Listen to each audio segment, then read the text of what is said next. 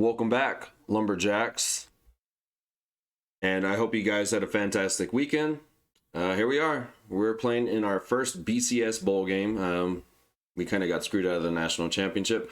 But, I mean, ultimately, we didn't make it because we lost to Oregon State. Oregon State is a top 25 team, or at least they were for most of the season. So it's interesting that we got punished for that. The national championship ended up being Arkansas and Virginia Tech, and they both had multiple losses, especially Virginia Tech. I think they had 3. Anyways, I mean, we're playing a foe that we are pretty familiar with, although their team has changed a little bit. They still have some of the same players we played against in Season 2 and Season 1, but they run a triple option offense. And I'll let the scouting report pop up real quick. Yeah, so they still have Dan Bishop, aka Dak Prescott, and they have really strong running backs, and they run the triple option on offense, which is definitely interesting. And we'll update on stats, you know, the bowl season, all that, at the end of this episode. But we're playing Mississippi State, obviously no slouch here. And do they have the updated uniforms for Mississippi State? Yes, they do. Okay. So, okay, you're going into the middle. Okay. So, yeah, we're playing Mississippi State today. This is going to be a tough game. It's a foe we are pretty, we know pretty well, although they have a completely different offense from what they had before. So, let's just jump into this. It's going to be kind of cool. We're playing in the Fiesta Bowl, which is in Arizona. And, yeah, this is going to be an interesting game. We've never played the triple option. I got rid of Navy, Army, and Air Force in this game to replace them with Northwestern State, Sam Houston State, and Stephen F. Austin. Because I like to replace those 3 schools because they just become way too OP in this game. And it's unrealistic. Of course, Stephen F. Austin as a top 5 team is unrealistic, but forget that, guys. Forget that. So, statistically, let's look at us first. We're 8th in points scored. We're 20th total yardage, 80th in passing, 3rd in rushing. Defensively, we're 35th in points per game, 21st defensive total yards, 65th against the pass, and 1st against the run. And then on their side, they are 27th scoring offense, 15th total yardage, 55th passing, 4th rushing. Defensively, they're 9th points per game, 9th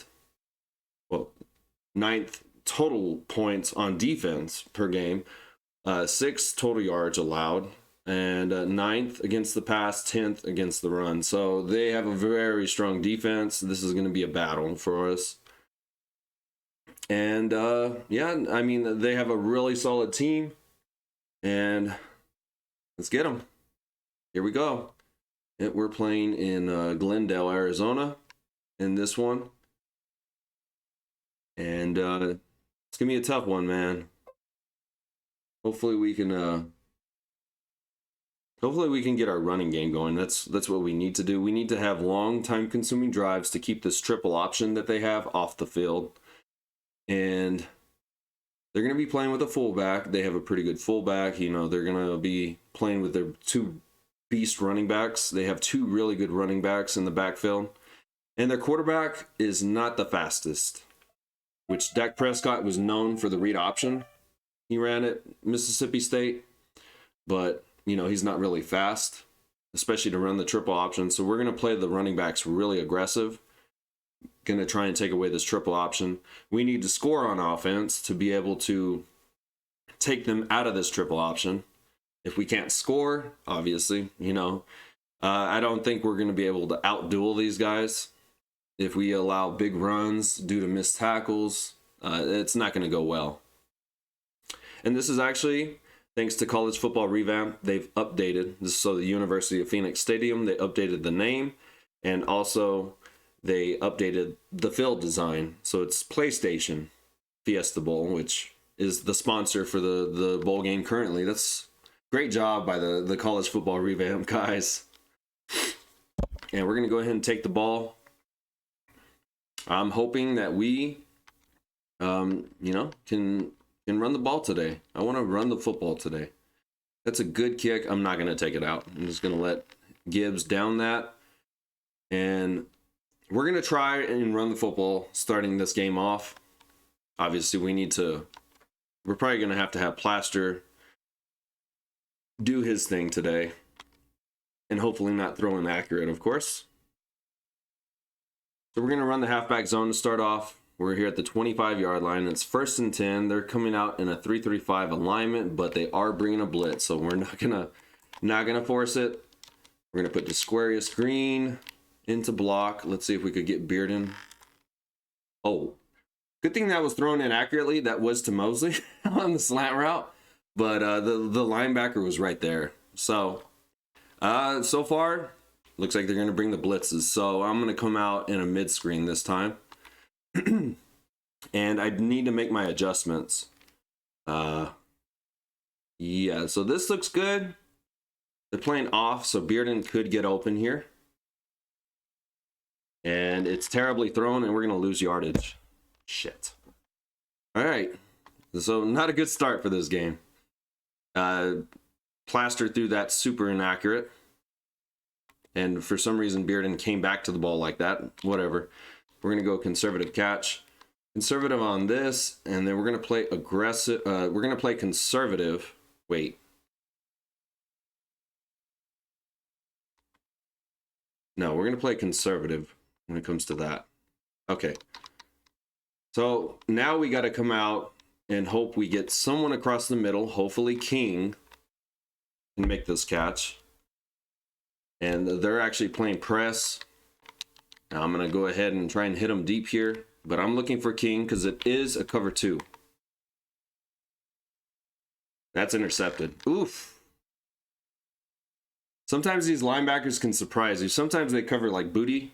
But yeah, and not a good try, man. We had to pass on the first 3 downs because we got in a not manageable 2nd down and then a not manageable 3rd down. And that's not our offense. All right, here we go. Now we got to focus on... Now we got to take away this triple option that they have. And that means a lot of blitzing. But they do have the capability to throw out of this formation that they're going to give us.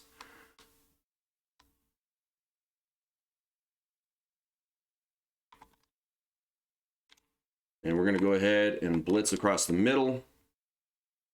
And this is a screen pass. Oh, shoot. And Amaretto is there to get the tackle at least. Whew.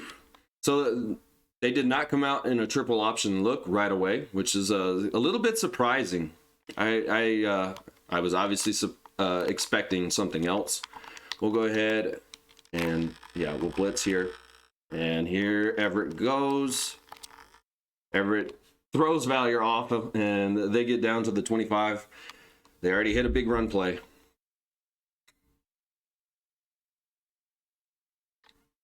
We're going to blitz right up the middle here. Amaretto is not a good blitzer, so I will press across the board, have Amaretto and Spy, and there we go. And at least Luke is there to make the tackle. Like I said, Dan Bishop does not have that triple option quarterback speed. If we can take away the running backs, we might have a shot. They could still score on us, of course, you know.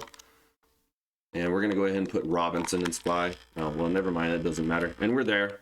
We make the tackle. Okay, so it's going to be 3rd and 4. They're no huddle, so they're going to come right back out. And I think here I'm just going to run a cover 2. And I'm going to blitz. Yeah, I'm going to blitz Chris Bailey. And then I have Darren Robinson and Spy. Ooh, oh, the quarterback overshoots that pass. And they're going to have to take the field goal, I think. They could, you know, try and fake it here. But I'm going to go ahead and go safe man. They should be able to kick this right down the middle because their kicker is decent.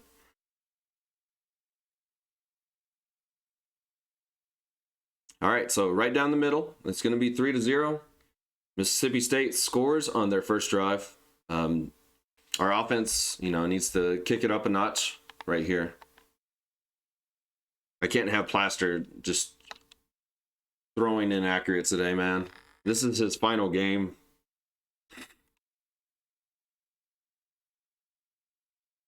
Come on. All right. So I didn't run the read option on the last drive. I am going to come out and try and run the read option here.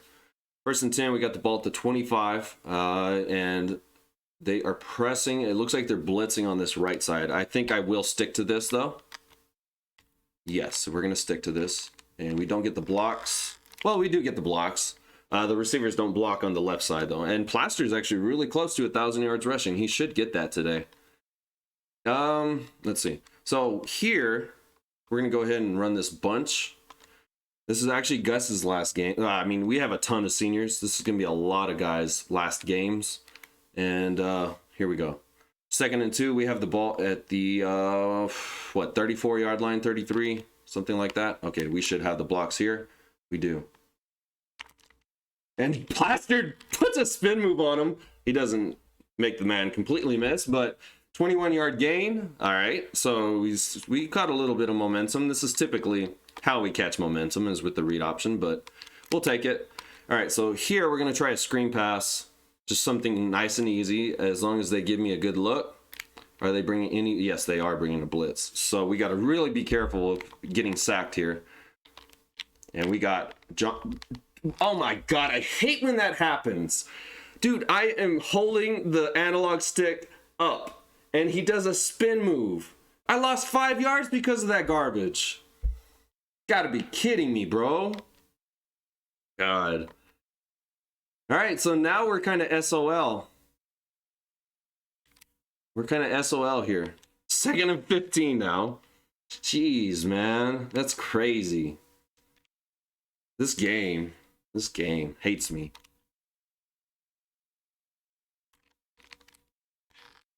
And Gus, yeah, doesn't get much. 2, so we're back to having a 3rd and 12 because of that bullshit that happened on that screen pass.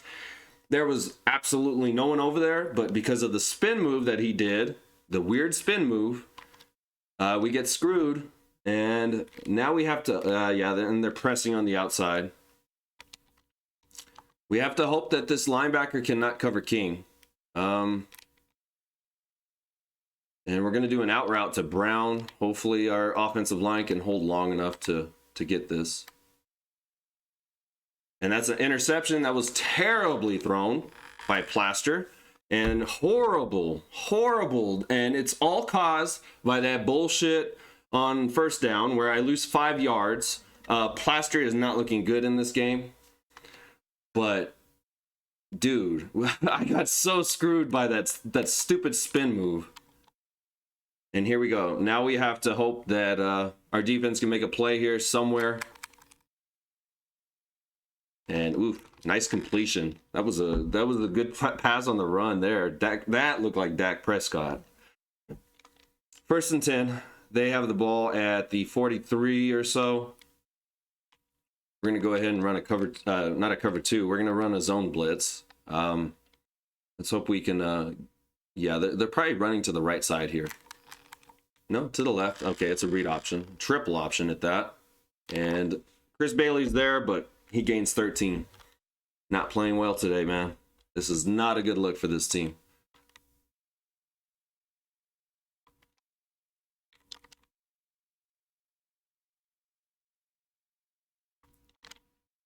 And we're pressing across the board. We're blitzing right up the middle. And I run right by. Oh my gosh. Dude. Man, this is not going to be a good game for this defense. All right, let's run a zone blitz here. I do not know what else to run because they are not running the triple option like I thought they would. They're running a shotgun version, similar to what I run. If I do run the triple option, it's with the wide receiver in motion. They're not running with the typical wishbone. So I wasn't prepared for that. And we're going to go ahead and blitz on the outside. I hate when it does this. Oh, wow. That was a great throw, and they're going to go up 10-0 on us. Woo, not a good start to this game. Wow, the team just looks unprepared. Plaster looks like garbage. You know, and we got screwed on that one play that just ruined that drive because that drive was looking like it was going to be a good one.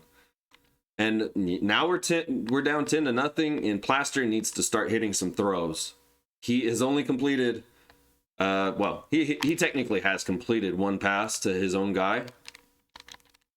Okay, decent return. We're down to the 26. Plaster has completed one pass to his own receivers, and that was to Gus Johnson on that stupid little spin move that he did. I think that's the second time that has happened on that play, and it's really freaking annoying. All right, so we'll see how they line up against this. It's 1st and 10. Hopefully we can get a drive going here. And we have the ball at the 25. The counter looks good here, so we're going to run it. And Gus with that. Woo! Damn, man. With the destructive spin move. Ah, man, we're going to miss that. We're going to miss that Gus Johnson spin move after this. All right, so here we're going to bring in McDougal. And we're going to try and run just a basic read option to this weak side. Okay. So it looks good on this left side unless it looks good. So we're going to go ahead and run it. Come on. Oh, my God. Come on, DeMarcus. Crash down to the linebacker. All right. 2nd and 11 now. You know, these Mississippi State boys are playing really good on defense. I can't take anything away from them, but God damn, it's frustrating.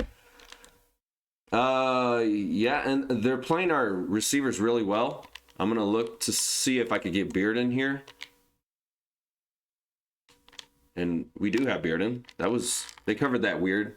I think that was a shallow zone being played by that cornerback. So we get Bearden the ball at least. And we're going to go ahead and try a mid-screen pass. No, we're going to try this play again. Hopefully we catch him in a blitz again. If not, I'm probably going to audible out of this. Let's see. Yeah, I don't like how this looks, so I'm just going to run, you know, right up, well, to the left side. Come on. Okay. So Gus gains 5 on 1st down. That makes, you know, 2nd down manageable. And here, I think I'm going to just run the read option. And if I see any type of blitzes, cover 2s, I might, you know, audible. But our wide receivers are not winning today. That's going to be a problem for us. And Gus right up the middle. And we're down to the 28-yard line. That's a 1st down. Great blocking up the middle right there. And Gus obviously making the moves to get some more yardage. All right, let's see. So we're going to run this play with Disquarius. No, I don't like that setup play. I'm going to run the read option with Disquarius here. And it looks like they're playing off cover 2.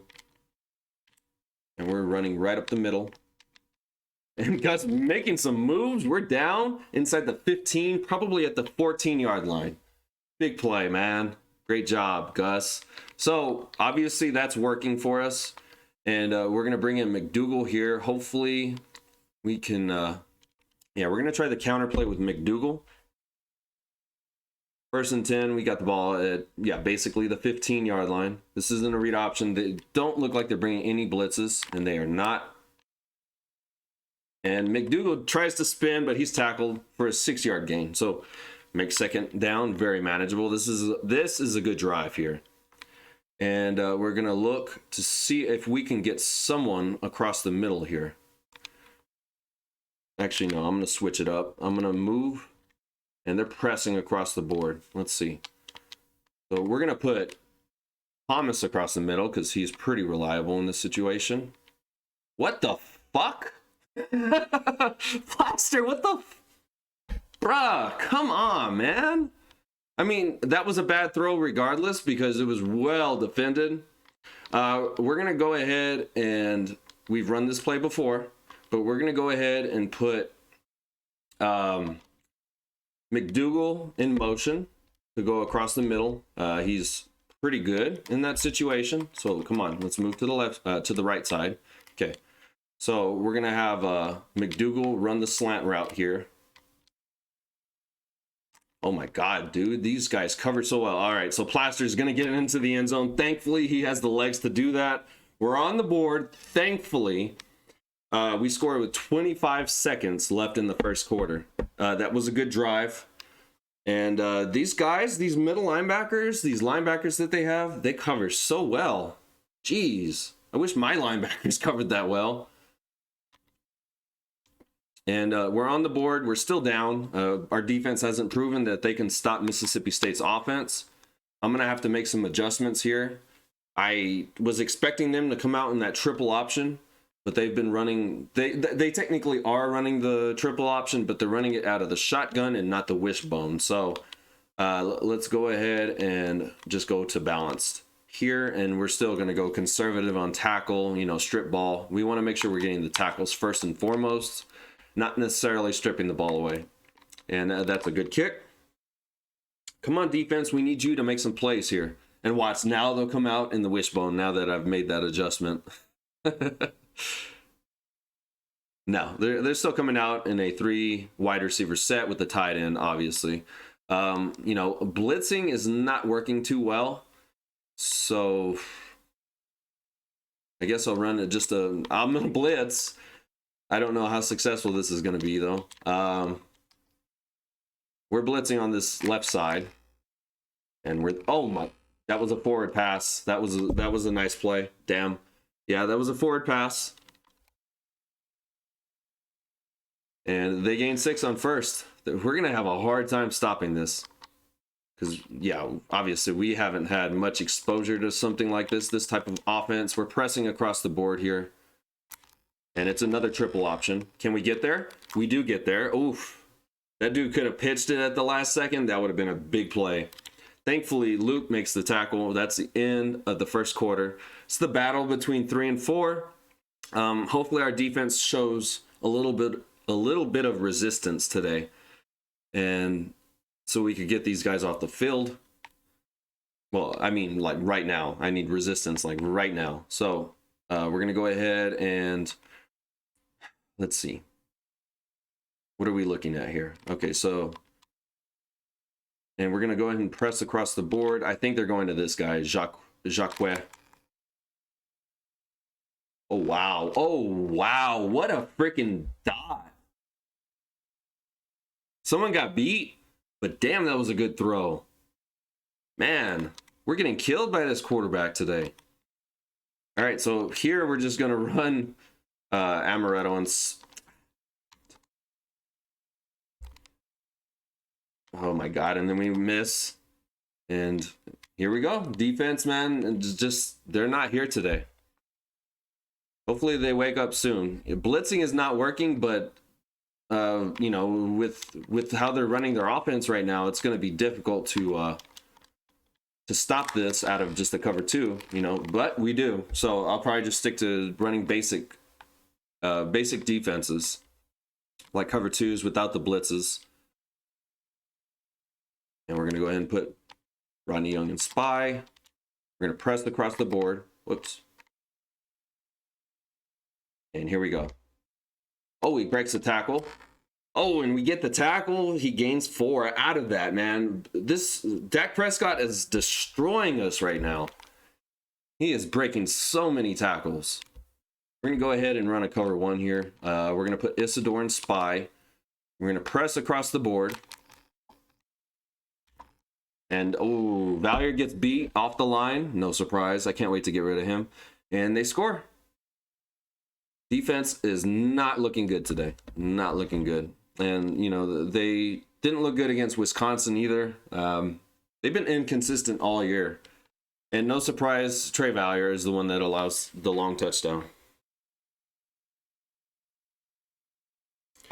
So I think the only way we stay in this is Plaster needs to get in rhythm. Our wide receivers need to win on the outside. They are not winning consistently right now. I'm going to take this one out. Let's see if Gibbs can give us a big return. Even though, and we do get a block. Can Gibbs take it? No, he cannot. He does not have the speed, the breakaway speed, but we still get a 53-yard return there. We got the blocks. Of course, Boyd gives us a pancake block on that left side. Fantastic job by Boyd there. All right. So here, I'm going to come out. We're already to the 50-yard line. We're going to come out and run the read option, you know, with McDougal and Plaster. Are they running? They are actually running single coverage. I'm going to go ahead and audible. Let's see if we could get someone open here.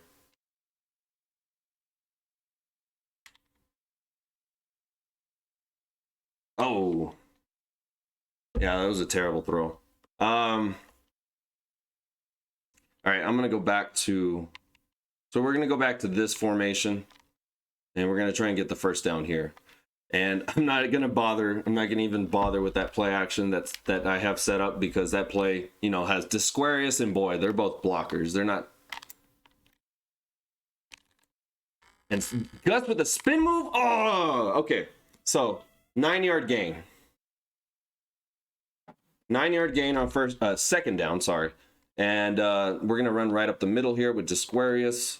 Hopefully we get it. I mean, I think we're going to go for it regardless, because the way our defense is playing right now, the only shot we have in this game is us scoring on every single possession. We get the first, thankfully. Linebacker did a good job at plugging that hole, but Disquarius was fast enough to get there before he got plastered. All right. So here, who would be running that jet sweep? I don't know. So here, we're going to run this triple option.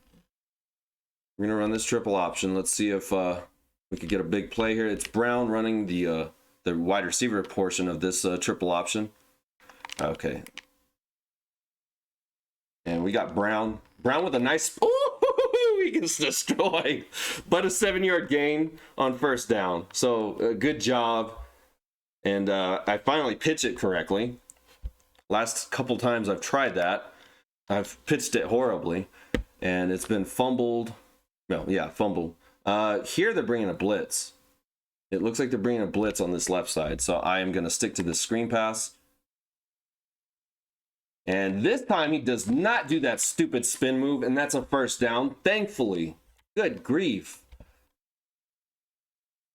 So we're down to the 25 already. Here we're going to come out and run this. Yeah, we're probably going to run a read option out of this play. Actually, I like the counter. I'm going to run the counter. We're going to move a guy in motion just to get, you know, some of this cluster F out of the way. Yeah, they're running a man defense. So hopefully this counter works with McDougal. And we got McDougal. Spin move. No, but 8-yard gain. Good job, Clint.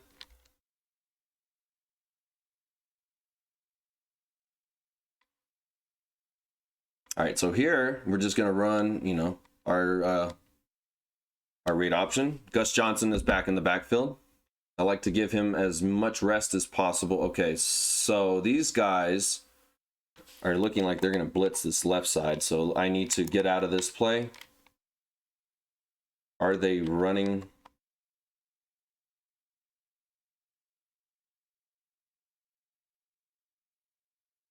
And we got Gus. Run that man over. Yeah, good job, Gus. Thank you, Plaster, for throwing that pass accurately, finally. He always overshoots that pass. But we had enough time, thanks to the offensive line. We had enough time to stop and pop. And that's a good job by... Okay, so I'm going to try this play action here. Let's see if we could get someone across the middle. Like Boyd. Let's see if we could get Boyd. And Boyd scores! He's into the end zone. That's his second receiving touchdown of the season. Mr. Steroids, helmet sticker Tyler Boyd. Senior is going to lead with a touchdown in the Fiesta Bowl. That's my boy, Boyd. That play action worked. So, you know, we never throw it to the tight end. Eventually we will, because we might actually have some threats. But, you know, Boyd got open thanks to the play action. But that play has been successful. They finally lined up like they're ready to defend my read options, so the play action works.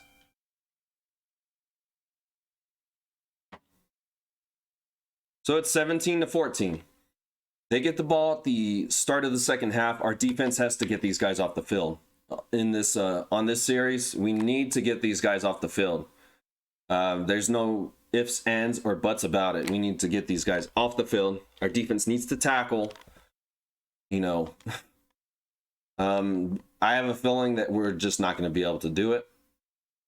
but can't lose hope. Can't lose hope. And who's playing? Okay, so that works. We're going to keep Rodney Young and Spy. We're going to press across the board, even though Valier just got murdered by a, off the press. And we're there. Isidore gets a sack. It looks like he gets back to the line of scrimmage, but a good tackle by Justin Isidore to slow him down. Damn it. Okay, so here I think I'm going to bring a blitz.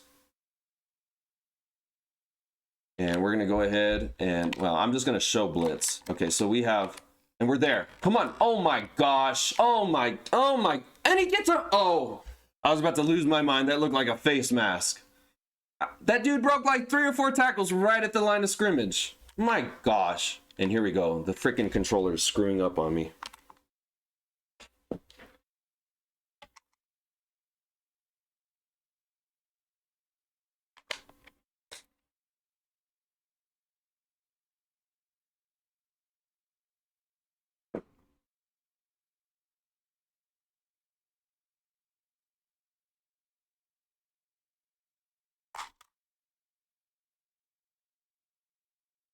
All right.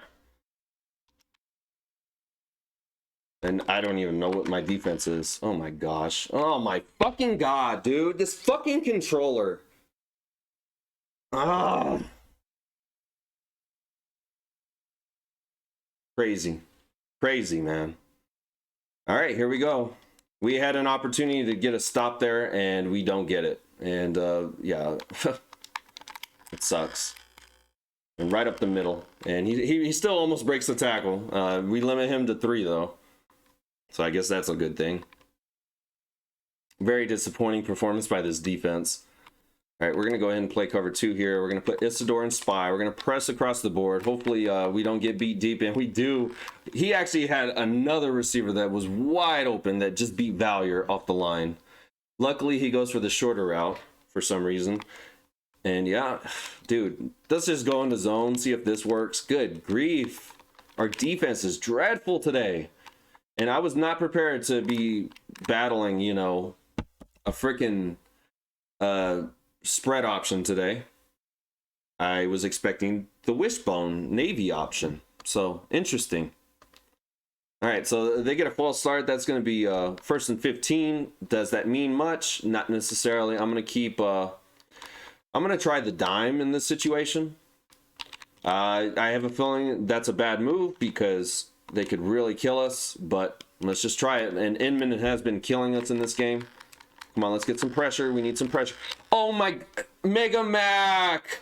Mega Mac undercut that like he was going to pick it off, and I was like, dude, get it! But he just runs right by the ball. Ay, Mega Mac, you got to be kidding me, bro. So we're going to press across the board here. You got to watch Inman, I guess. Oh, come on. Darren. Tackle him in the backfield, bro. Can our defense get the stop here? They have been absolutely annihilating us on these 3rd downs. We're pressing across the board. We're playing quarterback contain. Oh, there's a wide open guy over the middle. Can we get the sack? Oh, and they get the ball back. Okay, call timeout. Oh, great pressure by Trevor Murphy. Helmet sticker, Trevor. Okay, so I don't trust these guys, so I'm going to just run my cover 2 defense. Because the computer likes to fake in these situations, which is totally unrealistic, but they would. They faked on a 4th and 30 on me earlier in the season, so... Alright, so we still have a shot to at least try and tie this football game up. We're having a lot of success with the read option, and we're going to keep doing it. Even though it's kind of a cheese play, we're still going to keep doing it. All right, we're going to try the counter read option this time. So it's 1st and 10. We got the ball at the 20-yard line. Looks like they're playing a cover 2. Yeah, it looks like they're playing a cover 2 here. And they're crashing on Gus there. Plaster with a nice move. Okay. We actually need to go no huddle, so we're going to go right back into the read option. 2nd and 2, we're at the 28-yard line now. And I'm not going to do that play yet. Okay. What are you doing? and right up the middle. And Gus makes a man. Oh, he doesn't make a man miss, but he gets a 13-yard gain. That's a first down. And we're going to keep going no huddle here. We do have a play action set up. Okay, they're bringing a blitz, so this might actually work here. And Thomas with the tough catch over the middle. Great job, Thomas. Play action has worked twice in this game. That's different. It's something that didn't work all season, and it's decided to work now. But we're going to try this halfback slip screen. If they're blitzing, they look like they're blitzing on this left side. Very heavy. Okay, we got Gus, and we got the blocks. Gus tries to make a... Yeah.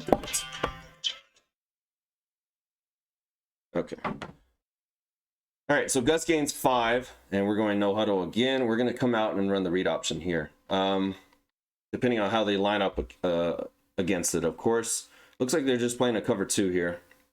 Possibly playing man, we'll see. And we got the blocks. And slide down plaster. And, 6,000 yards. 6,000 offensive yards for the season, so that's some XP. And we're going to go ahead and call timeout, give our guys a little bit of a rest. And we're in field goal range. What we're looking to do here is obviously, hopefully we score, but we don't give them time to answer. So I am looking now to, okay, so this looks, oof. They could be blitzing heavy on this left side. Let's hope we get the blocks. Oh my God, Disquarius, what are you doing, bro? That's the first time I've gotten mad at Disquarius for just missing a block, for leaving his man. Come on, Disquarius. All right, here we go. They are allowing us to just keep running this read option, and that's exactly what I'm going to keep doing. Looks like they're playing a cover 2 again. And we're going to run right up the middle.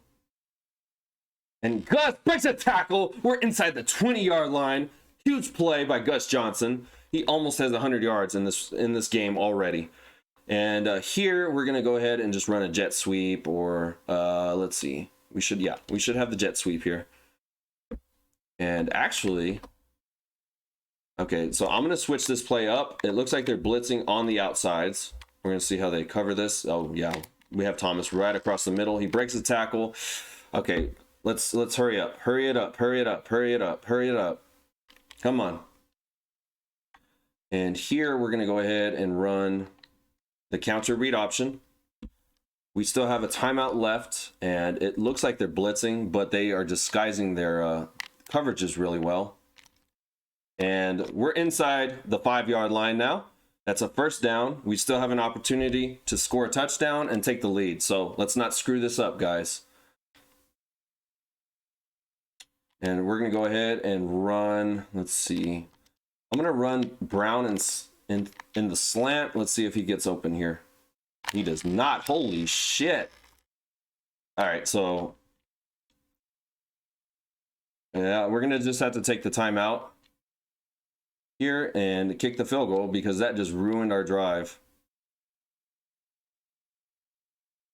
All right, we're going to take our timeout and we're just going to tie this football game up. That was a beautiful blitz brought by Mississippi State and great coverage. I wish I had that, where my coverage was fantastic during a blitz. And hopefully this is right down the middle. We tie the football game up. That's the end of the first half. Our defense needs to make some plays in this upcoming second half. We did finally make a stop. We finally got some momentum on defense. Hopefully we can keep that up, and hopefully we can, just keep playing well on offense. Keep running the football. They were up 17-10. We've scored 10 unanswered points now. Hopefully we can take this game over. Defense was pretty poor in that first half. Mississippi State has had a fantastic game plan, though. Can't hate on them too much. That was a big play by Trevor Murphy. And then Gus Johnson's been a beast today. He's a senior. He's going to leave with probably close to 1,600 yards rushing in his senior year. So, Great job by him. Plaster's been terrible today. Not accurate. He had a turnover, but he's also had just some horribly thrown passes today. And I am going to come right back. Ooh.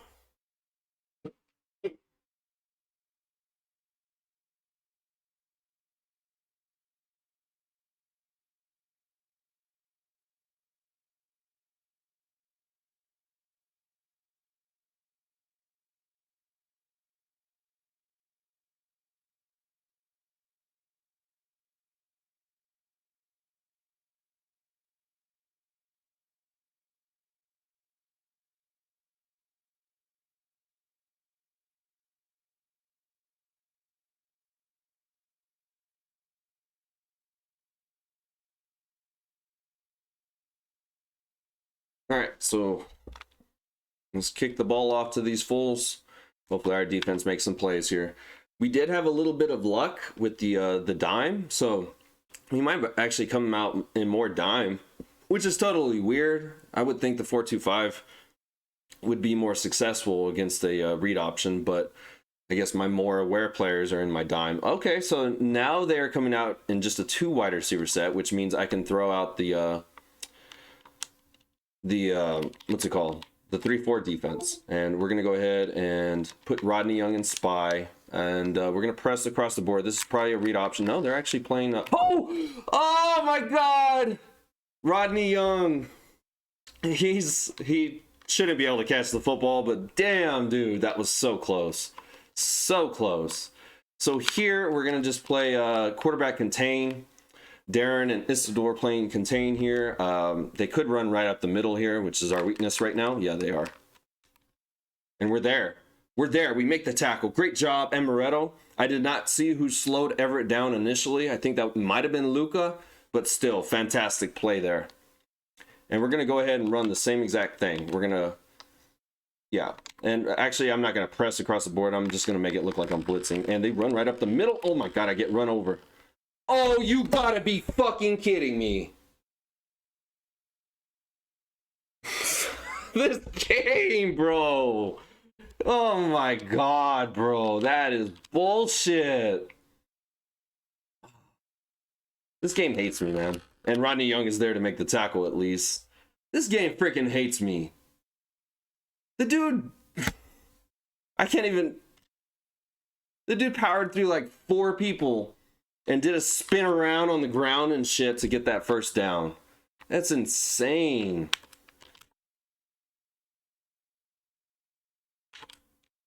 Oh my God. So annoying. Oops. Oops. No, that's not what I wanted to do. Oh, crap. And Rodney Young and Darren Robinson clean up the tackle. I think that was Luke that got the initial contact on the running back. Here we go. Are they going to do the same exact thing and cheese us again? We're not going to press this time. We're just playing quarter. No, actually, we will press. And this is actually a screen pass. We should have been there. Come on, Trevor. Thank you. My God. I had the quarterback contain. That should have defended that. That should have defended that play. And yeah, I don't trust these. Oh, well, actually, they're at their own 44. If they go for it, that's some bullshit. They're at their own 44. They should not fake it here. It's happened before, I guess, but I'm not gonna worry about it. Okay, can Bearden? No, Bearden's not even gonna try. And good job, Bearden. That was actually a good decision. So we get a stop on defense. Another one. That's the second straight stop we have gotten on defense in this game. And here we're just gonna run our read option. Well, let's try the counter. Let's see how this looks. The passing game is just not going today. So let's just keep running the football. And they're bringing a blitz, but Gus is there, and he powers his way for the first down. Great job. And he's averaging 11.3 a freaking carry. Damn. Dude's a beast today. All right, so here we're going to come out and let's try this jet sweep. Let's see how this looks. If not, I'll just run right up the middle. Mosley is the one running it. Do I like this look? No, I don't like this look. I feel like their defense is going to be too fast for this. So we're just going to run right up the middle. Oh my god, guys. Boyd. Ratliff. Come on, guys. Maintain your blocks. That probably is one of their beast defensive linemen, though, so I guess I can't be too mad, but I'm still pretty mad. All right, 2nd and 12. We're just going to come out and try this read option. Hopefully we get a big run here. They have not been defending the read option too well in this game, so hopefully that keeps up. Okay. And, oh, Plaster. Dude, why did he slow down? All right, so we gained 5 at least. But now we are relying on Plaster to make a throw here. And unfortunately, I do not like that. I do not like when I have to utilize Plaster in that way. Let's see. All right, so here, okay. I think I have an idea as to what I want to do here. And let's see. If they don't perfectly defend this, hopefully I have McDougal right here. So let's get McDougal. They have been doing a great job at defending this. So I'm going to look for Bearden initially. Oh, great pass defense. Okay, I thought I had Bearden. And I did. It's just the defender played that ball really well, and we get forced off the field. Yeah, hopefully the rest of this game is going to be defensive battle, but you never know. We got to be very wary of Mississippi State's explosiveness on offense. And, okay, at least we tackle them.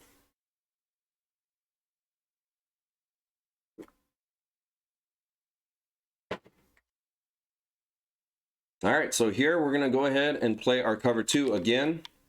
And we're not blitzing anymore. I think we've had a lot of success with just doing this. And we have in-min in motion, which means triple option. Yep. And yeah, there we go. And fucking Bishop breaking every goddamn tackle. 28-yard gain. Here we go again.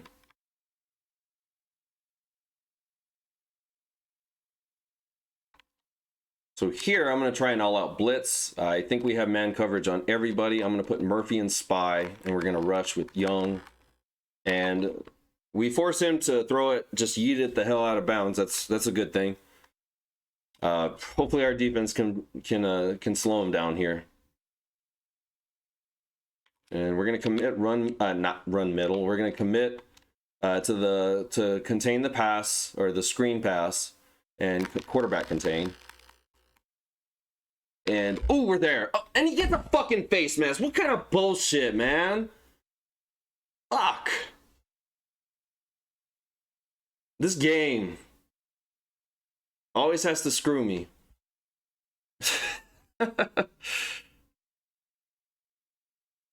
Wide open tackle. I am conservative on tackling, and for some reason, my idiot players are going for face masks. Insane, dude. Insane. All right, so here they're running a 3 wide receiver set. We're going to go ahead and put Darren and Spy here. Hopefully Amaretto does not... Yeah, he's there. Oh, and he gets pushed up. Dude, this dude is so hard to tackle. But we limit him to a 3-yard gain. Amaretto and someone else got destroyed, though. And I'm going to go ahead and bring a DB blitz here. And I'm going to put Isidore and Spy. And we're not there. Okay, well, at least we limit him from getting the first. 3rd and 3, we've been pretty bad on 3rd downs in this game. All right, so we're just going to bring a safety blitz here. And we're going to put Trevor, Murphy, and Spy. And are we going to get there? We do not. He gets the fucking first.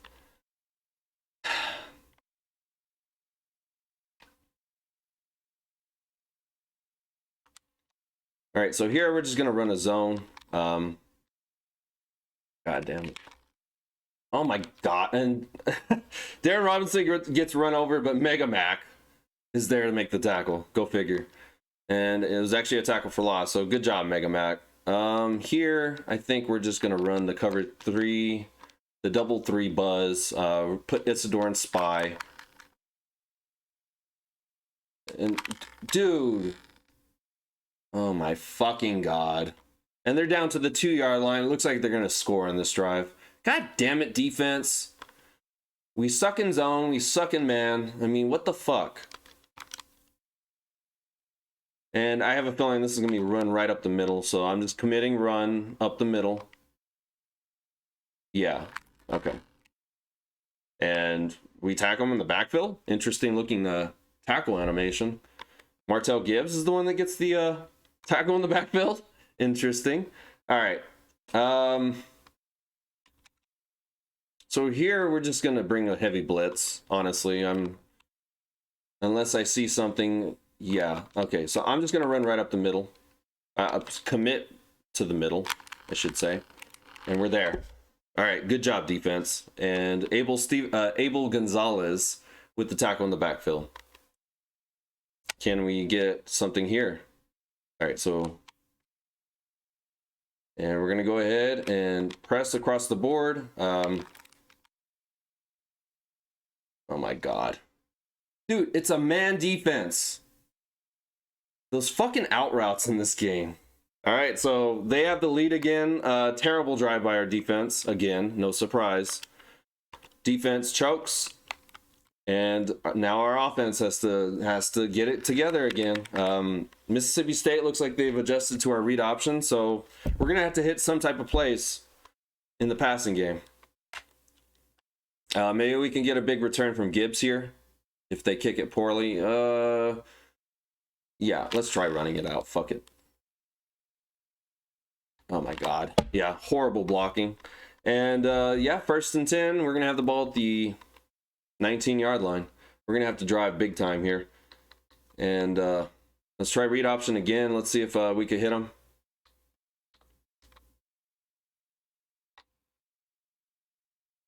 We do have a setup. Okay, we'll try that. 1st and 10. We have the ball at the 19. How are they lining up against this? They're playing press, it looks like. We can try this. I do not know if this is going to work, though. And we do have Brown across the middle. Great catch. Great catch, Brown. So we do hit a big pass play. Let's go right back into our read option.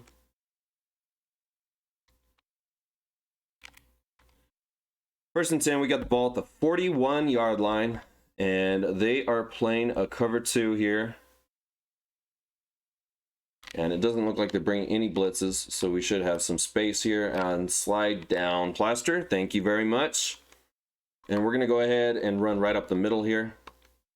With out of the pistol formation, we're going to go ahead and run right out of the pistol formation. We're going to run right up the middle. Yeah, just run right up the middle. Even though that's the strength of their defense, and I should be running to the outside, which is, you know, how I've had my success in this game. But Gus is there, and he gets a big gain. He breaks a couple tackles. He's almost inside the 30. He has 1,649 yards rushing this season. Dude, Gus was close to a 2,000-yard rushing season. Great job by Gus, man. Dude was a beast. And huge run for us right there. We're going to go ahead and run a power O here. Let's see if we can attack the outside of their defense. They're good up the middle. Looks like they're playing off, so I think I might be able to get something here. Oh, okay. Well, we gained 5 on 1st down. That makes it very manageable.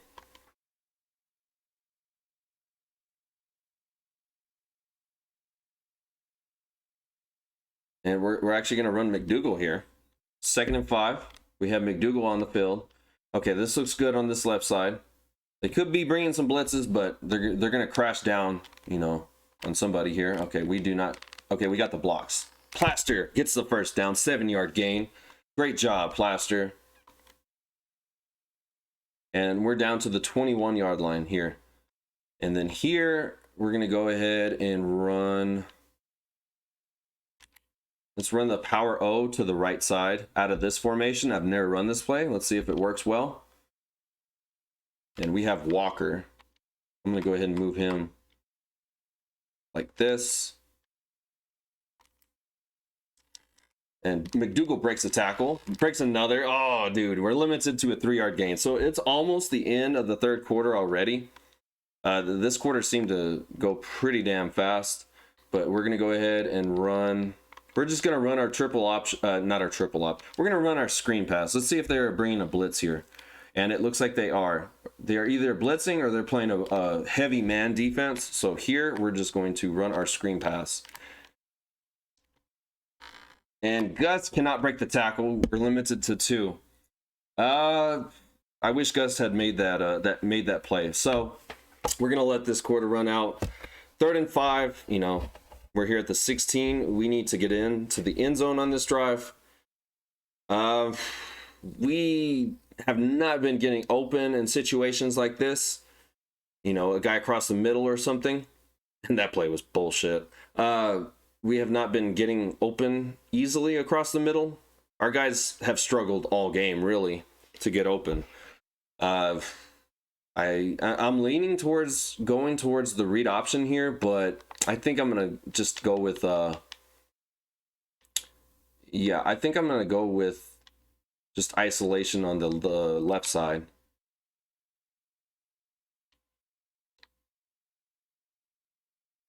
So it's 3rd and 5, obviously, big play here. Let's see if we could get Bearden open on this button hook. Otherwise, we might be looking at Boyd here. Nope, nothing. And Plaster. Oh, he takes a hit. Shit. Honestly, we need to go for it. It's 4th and 2 here. Yeah, we're going to go for it. Hopefully we get it. Hopefully we get it. If I don't like the look, I'll just call timeout. And that's probably a bad decision, but you know, we need to get this right here. So it looks like they're in a good defense for this read option, but you never know. You know, our offensive lineman could miss a block or something. Okay. We have Plaster. Slide down. Oh, dude, Plaster, slide down. Okay, we get the first. I was pressing square to slide down, but we're down to the 7-yard line, and I think here I'm going to run a counter with Mr. McDougal. Actually, no. Okay. So I'm actually going to look to pass across the middle here. We have Bearden on this this drag route. We also have McDougal. McDougal could get open.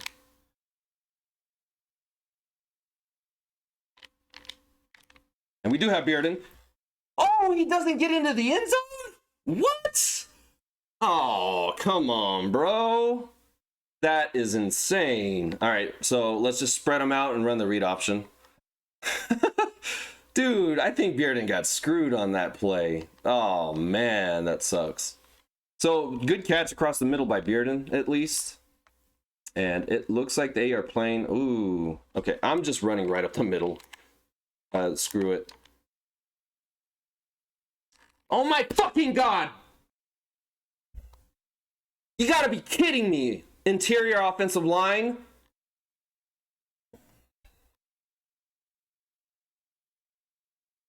Gotta be kidding me. My God, dude. So we're 3rd and goal. It looks good on this left side. You guys better block on this left side. And we got the touchdown, thankfully. And we're gonna tie this football game up. My God, that pissed me off. Absolutely no blocking in the interior of the offensive line on that 2nd down play. But we get into the end zone on 3rd down. It's a tie football game. Can our defense make a play? So, yeah, a long time consuming drive. You know, our defense has a lot of rest. They had a lot of rest. They need to come onto the field and make some plays here. We need a senior like Darren Robinson, Justin Isidore. We need somebody to get some pressure and force a fumble, you know, maybe get a pick if they actually, you know, throw it into coverage. Every pass that Prescott has thrown today has been into just a wide open receivers. You know, it's great scheming, of course, but it's also really frustrating. So we're going to run this cover 1 lurk here. We're going to run Young and Spy. We're going to press across the board. Hopefully we don't get beat deep. And yeah, we have 4 linemen on the field. And easy completion. Of course, he breaks a tackle and he's down the sideline. I don't know what yard line, but god damn, dude. That's the thing about being in our 3-4 is we're going to get just absolutely destroyed by the tight end that they have. So, damn. We're going to press across the board. We have a highlight. Can we get to him? Okay, we do. What the f... Did you see that? The dude was going down and then he popped right back up and then gets tackled. That gave him like an extra yard or two. That's... This game, man. This game drives me freaking nuts. We're going to press across the board. We're looking at Inman here. Okay, they're going triple option. And of course, we all bite. Oh my fucking God, bro. Are you serious? This dude breaks like 5 tackles every time he has the damn ball, bro. It's insane. We're blitzing here, but God damn it. Come on, get some pressure. Oh my. Dude. Thankfully he dropped it, but Valier, of course, getting beat. My God, bro. This is insane. All right, so they're going to a 3 wide receiver set. We're going to come out and run our just our basic quarterback contain. Hopefully we don't allow them to run just right up the middle here. Oh, I ran right by the fucker. You gotta be shitting me. Damn it. Come on, man. Just bring an all-out blitz. Son of a bitch, man. You gotta be kidding me. Right up the middle. Is he gonna... Oh, okay. He didn't break all these tackles and get into the end zone. But... dude, what are we gonna do?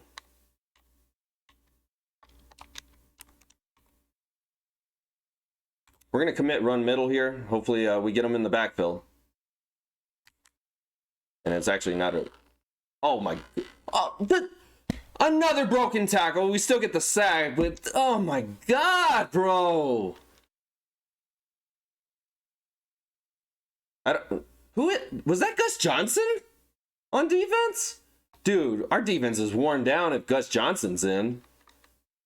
Alright, so here... Oh my God. We're gonna go ahead and run this.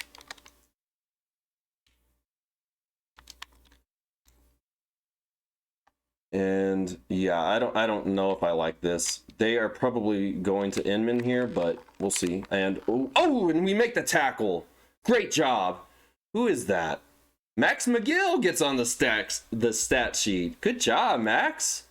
All right, so here we're just running a cover 2. We're not gonna get cute. You know, they could fake it, which would be dumb, but all right, they're gonna take the lead with this field goal here. And our offense now has to make some plays, and hopefully we score a touchdown to end this one. Hopefully. But, yeah.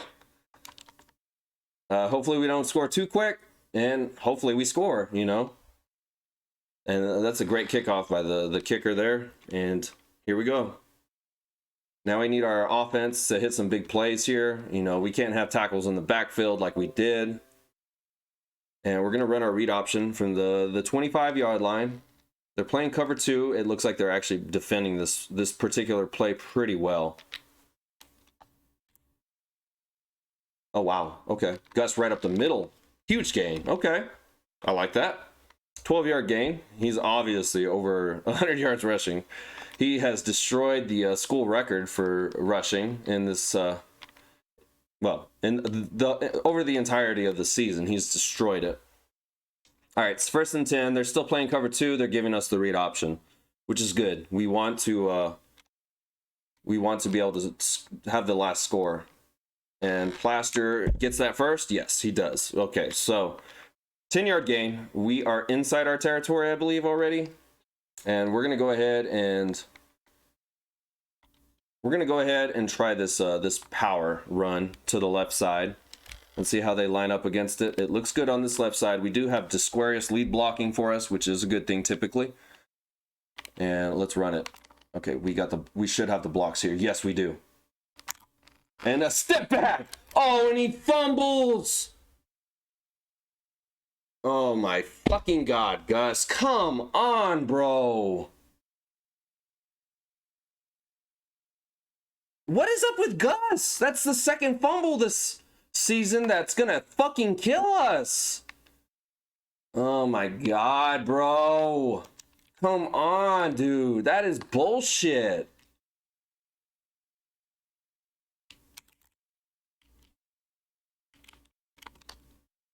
All right. We need to save our timeouts just in case.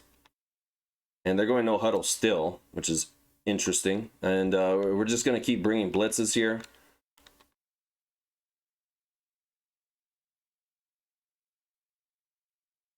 Come on. 2nd and 8. I'm going to put Darren and Spy here. Oh, that's a false start. What a... That... Oh, man, if that was my team, I would be so pissed off right now.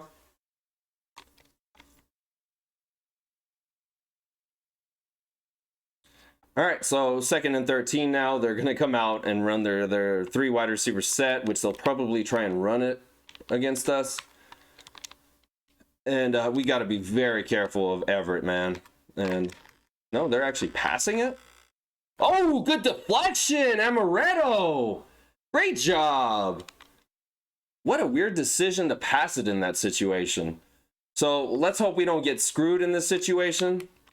We're going to put Darren and Spy, and we're going to put Isidore and Spy. And, oh, yep, and this is a screen pass. And we get the deflection. Great job, defense. They make the play when we needed it. Okay, so that fumble by Gus does not end up destroying us. But damn, that cuts basically a minute off the clock now, which might be a good thing, might be a bad thing. We do have all 3 timeouts, and we have 3 minutes. So let's hope that we get a big return here. And, ooh, I got to watch when I spin with Bearden because he does not have good carry. And, yeah, we have good field position here. We're at the 40 already. But we got to be very careful of utilizing Gus. You know, that's his 2nd big fumble this season. And, man, I hate when... Both of his fumbles, that one was the biggest he's ever had. But, you know, the one earlier in the season really hurt us, too. Okay, we have Plaster, and we're going to slide down. Okay, that's not sliding down, but that's fine, you know. And, you know, Plaster almost has 100 yards rushing in this one. And we're going to go ahead and come out and run this play. And we're being just ultra conservative here. 2nd and inches, we have McDougal in, our fresh guy, which is, that's when it's a good thing to have, you know, 2 good running backs. And, yeah, McDougal right up the middle. And McDougal... gets that first. We're inside the 40-yard line, probably 38-yard line or so. We're just taking our time. We're just taking our time. We are not rushing, and we actually should have the read option in this situation too. 1st and 10, we have the ball at the 38-yard line. Come on, guys, let's score a touchdown here.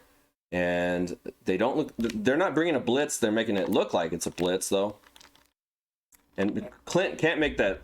Can't break that tackle, I should say. But, you know, we gained 4 on 1st down. That's going to make 2nd and 6 pretty manageable. It's pretty manageable. So we're going to see how this counterplay looks. Otherwise, I might be just running right up the middle. 2nd and 6. It looks good. I think this counter could be successful. And we got the blocks.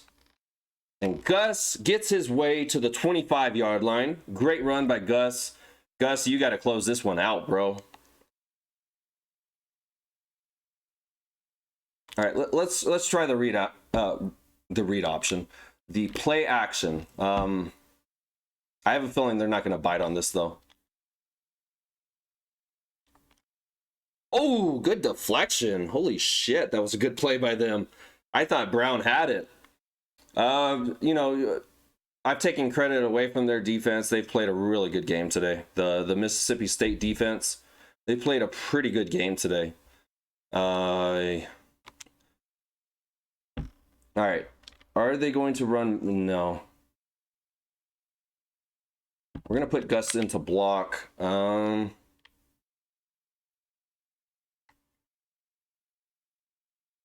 we have Bearden across the middle. Okay. All right, so it's 3rd and 2. I'm just taking my time. Just taking my time. I don't want to go to what's it called? I don't want to go to overtime with these guys, but ultimately, I need to make sure I get in. What the fuck? I need to make sure I get into the end zone. So 3rd and 2. We're looking to take as much time off the clock as possible. Come on. Yes, thank you. Thank you, 71. I think that's Langenberg. Great job, Langenberg. Great blocking, bro. He crashed when he was supposed to, which I love to see that. And here we go. So this is an interesting situation. And yeah, I'm going to run a screen pass here. Let's see if we could get something. I doubt they're going to blitz. Yeah, I actually highly doubt they're blitzing. I'm pretty sure they're playing a zone or something. But we got McDougal. Come on, come on. And we get stopped. Come on, man. God damn it. All right. We're going to go ahead and call timeout. That shit's taking too long. So 38 seconds left in the game. And we're going to go ahead and run. We're going to run this play. And yeah, we're looking for McDougal across the middle.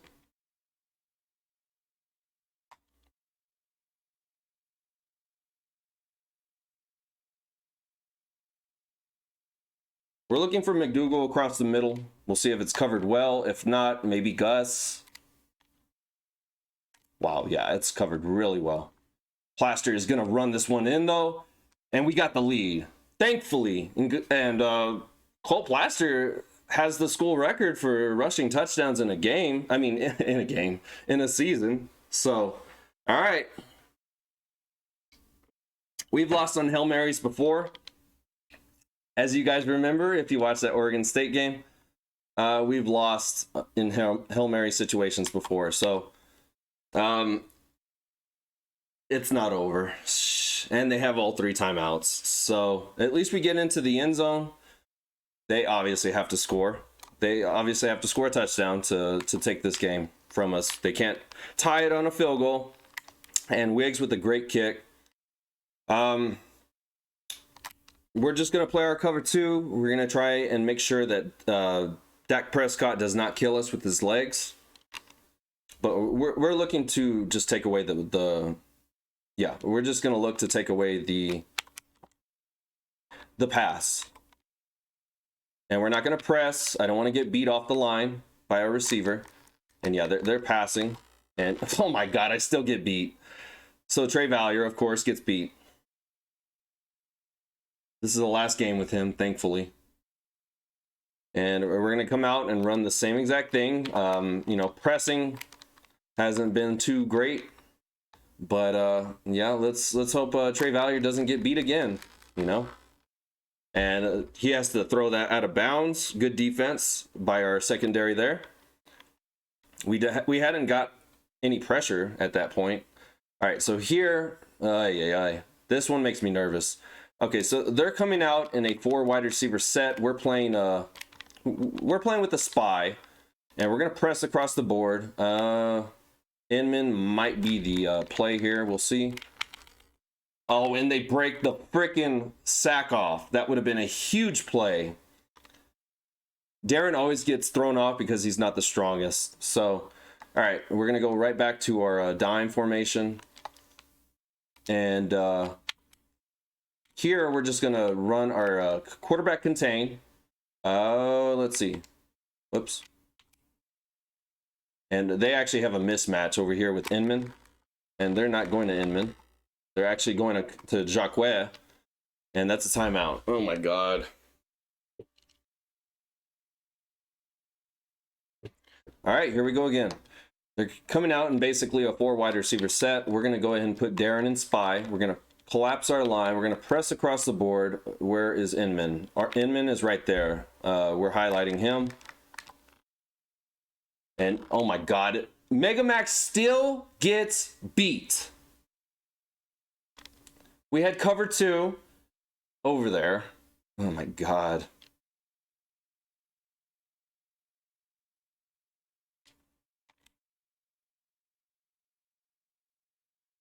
And we get beat across the middle again. And that's 1 sec. Oh my God, this is the last play. This is the last play of the game.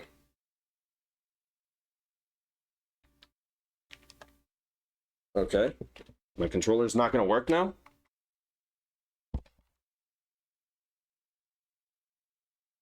Hold on, I'm calling timeout. What the fuck?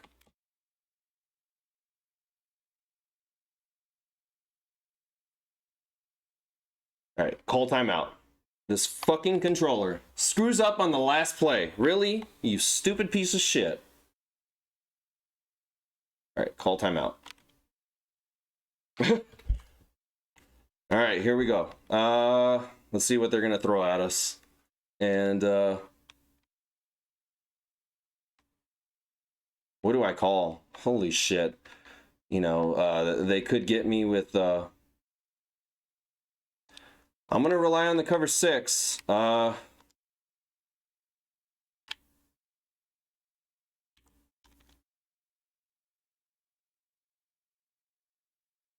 we're gonna tackle them short. We win the game.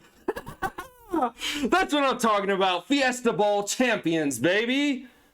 What a freaking game that was. Holy shit, bro. What a game. Yeah, carry Barry McCockener's fat ass. Yeah, we're gonna be celebrating with well, terrible East Texas barbecue, but that's what we're celebrating with. What a game, man. What a freaking game. And we win our first BCS bowl game. We're 2-1 in bowl games now, and you know, crazy game today. You know, our defense made the stops when we needed them to.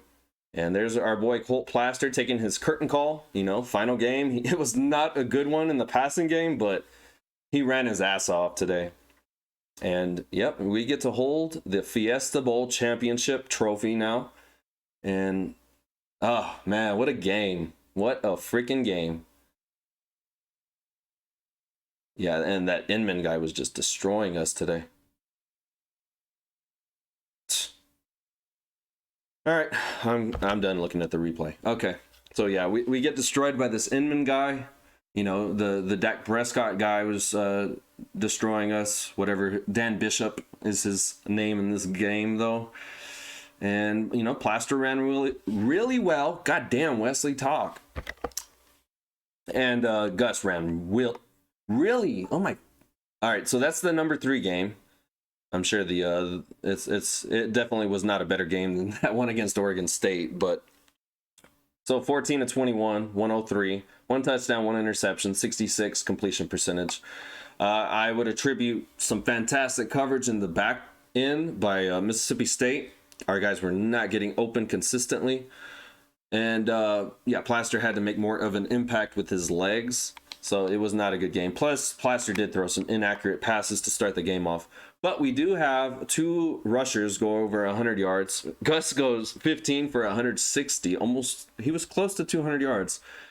And he had that 1 fumble, which almost destroyed us.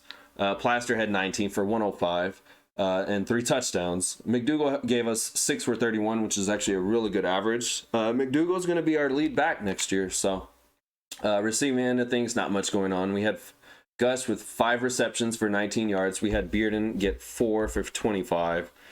And then we had Boyd with a surprise touchdown. It was good to see him. He's a captain. We're going to miss him. Blocking into things. DeMarcus Williams allows his first sack of his career. He didn't allow a sack during high school, and this is his first sack he's allowed in college. So not a surprise, really. Tyrone Biggums leads us in tackles. Gibbs, Young, and Bailey and Murphy all tie for 5 sacks, and you'll see a bunch of seniors on this list. Darren Robinson and Amaretto and Valier with 4 tackles and tackles for loss. We did a good job at attacking the line of scrimmage today. 3, 4, 5, 6, 7, 8 tackles for loss. And Trevor Murphy led the way in that regard. And in sacks, you know, we had 2 sacks. No interceptions. Did we have anyone make a play on the ball today? The quarterback was throwing so accurately today, and he was just, the receivers were just getting so open that we had no opportunities to make plays on the ball. But Rodney Young did miss, well, he dropped an interception across the middle. Yeah, and that's it for that. And we're going to go ahead and sim to the end of the season. I will jump into, final stats and, all that at the end of the episode. We'll look at final stats. We'll look at final rankings. We'll look at the bowl results, all that stuff. And, we had 304 yards rushing, and we only had 103 passing. We lost the turnover battle, but we win time of possession. It was a close game. It was an absolute sweaty all day. And we have won the Fiesta Bowl. Great job by this team, man. I'm proud of these guys. Okay. Come on. Thank you. Dude, what the fuck? Work. This controller, bro.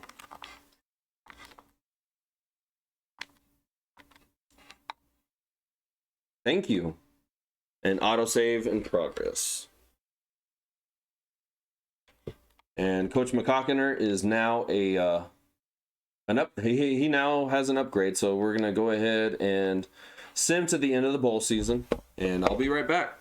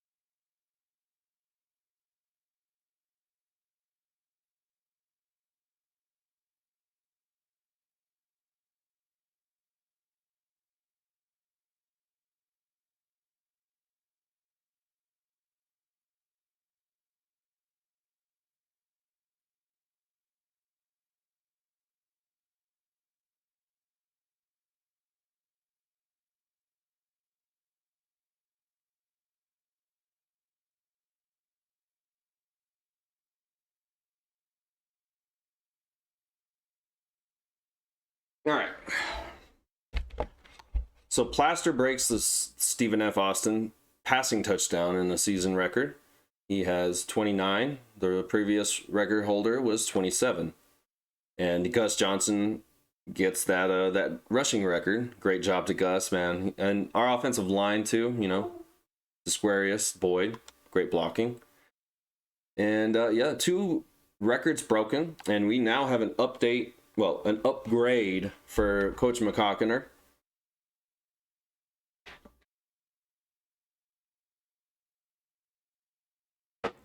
Well, as you guys can see, we actually finished number 2 in the top 25. Let's upgrade what's his face real quick. Whoops. So let's see.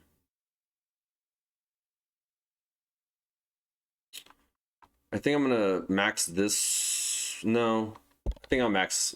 I think I'll add it. Oh, I don't have an upgrade. What am I doing? It was an old. All right, so let's look at the top 25 polls real quick. This should be interesting. So the national champions were Virginia Tech. They actually had 2 losses. They absolutely destroyed Arkansas. And we finished 2nd in the country, which, you know, that's great. And we're a 4-star prestige now, which means we can recruit 4-star players, which I knew was coming. We've improved every season. Last year we had 12 wins. This year we had 13. I do not expect us, because our team will be much younger, I don't expect us to be 13-1 again next season, or 14-0, but we'll see. And okay, so Virginia Tech's 1, Stephen F. Austin 2, Georgia Tech, Ohio State, Arkansas, Mississippi State, and the frickin' controller messing up on me again. 7 USC, 8 Arizona, 9 Notre Dame, 10 Oregon State. So Oregon State finishes 10th in the country. We got screwed out of the national championship. We did, because our only loss was to Oregon State, who is now a top 10 team. They were top 25 for most of the year. I mean, what's up with that? That's crazy. Texas A&M, you know, we beat 1, 2, 3 of these top teams. Texas A&M is at 11, 12 Washington, 13 South Carolina, 14 Nebraska, 15 Indiana. Really interesting. 16 Arizona State, 17 Alabama with 4 losses. Interesting. Ole Miss 18, 19 West Virginia, 20 Cal, 21 UCLA, 22 Stanford, 23 LSU, 24 Washington State, and 25 Kansas State. And yeah. And let's look at our conference standings real quick. Well, actually, no, we know we won. Let's see. Let's see who All-Americans were. Let's see who the All-Americans were. So Gus Johnson makes NCAA first team. Does anybody else on this? We have Trevor Murphy get first team All NCAA. Fantastic. Great job by Trevor Murphy, man. We're going to miss him. And then Chris Bailey also makes first team All NCAA. I did not think he did that well this season, but, you know, decent. And then second team, do we have anyone? Yeah, we do have Darren Robinson. Interesting. Okay, so Darren Robinson gets second team All NCAA. Rodney Young gets, wow, second team All NCAA. I didn't think he had that good of a season. Tyrone gets second team All NCAA. Great job, Tyrone. All right, let's check the Mountain West Conference now. So Gus Johnson, obviously. Bearden, obviously. And then we have Ratliff. Wow. He makes the All Mountain West Conference first team. And then we have Robinson, Isidore, Trevor Murphy. Our entire defensive line makes the first team Mountain West Conference. We have Amaretto make the first team. Trey Valier. Oh, man. This just lost relevance. This whole first team All Mountain West Conference. This just lost relevance. And then free safety and strong safety, Chris Bailey and Tyrone Biggums make and then Bruno, he only had to punt like twice this season, but yeah, we had a bunch of our guys make it on the first team Mountain West Conference. So let's look at the second team. Colt Plaster makes second team All Conference, and then we have Mega Mac and Martell Gibbs get cornerback, and then we had our kicker make it onto the second team Mountain West Conference. Isn't there an... Yeah, there's a freshman. I don't think we had any impact freshmen. Let me check. Yeah, we didn't have any impact freshmen. So, oh well. So we got a bunch of you know, first team All-Americans and shit like that. Championship contenders. What's that look like now? Now that we finished number 2 in the country. So yeah, we're expected to crash significantly next season. And then as we get into 2018, that's when we're expected to jump back into this type of situation. But we weren't projected to do this well this season, so yeah, no surprise. And we know who won the awards, which basically we had no one win awards. And let's jump into the bowl results real quick. Let's scroll down all the way to the bottom. So, national championship, as we saw, Virginia Tech destroyed Arkansas. Texas lost barely to Louisville. And let's see, Texas A&M loses to Georgia Tech. We obviously beat them. Ohio State beats Notre Dame. Yeah, Tulane gets absolutely destroyed. Duke and Syracuse, Indiana and South Carolina. Florida, okay.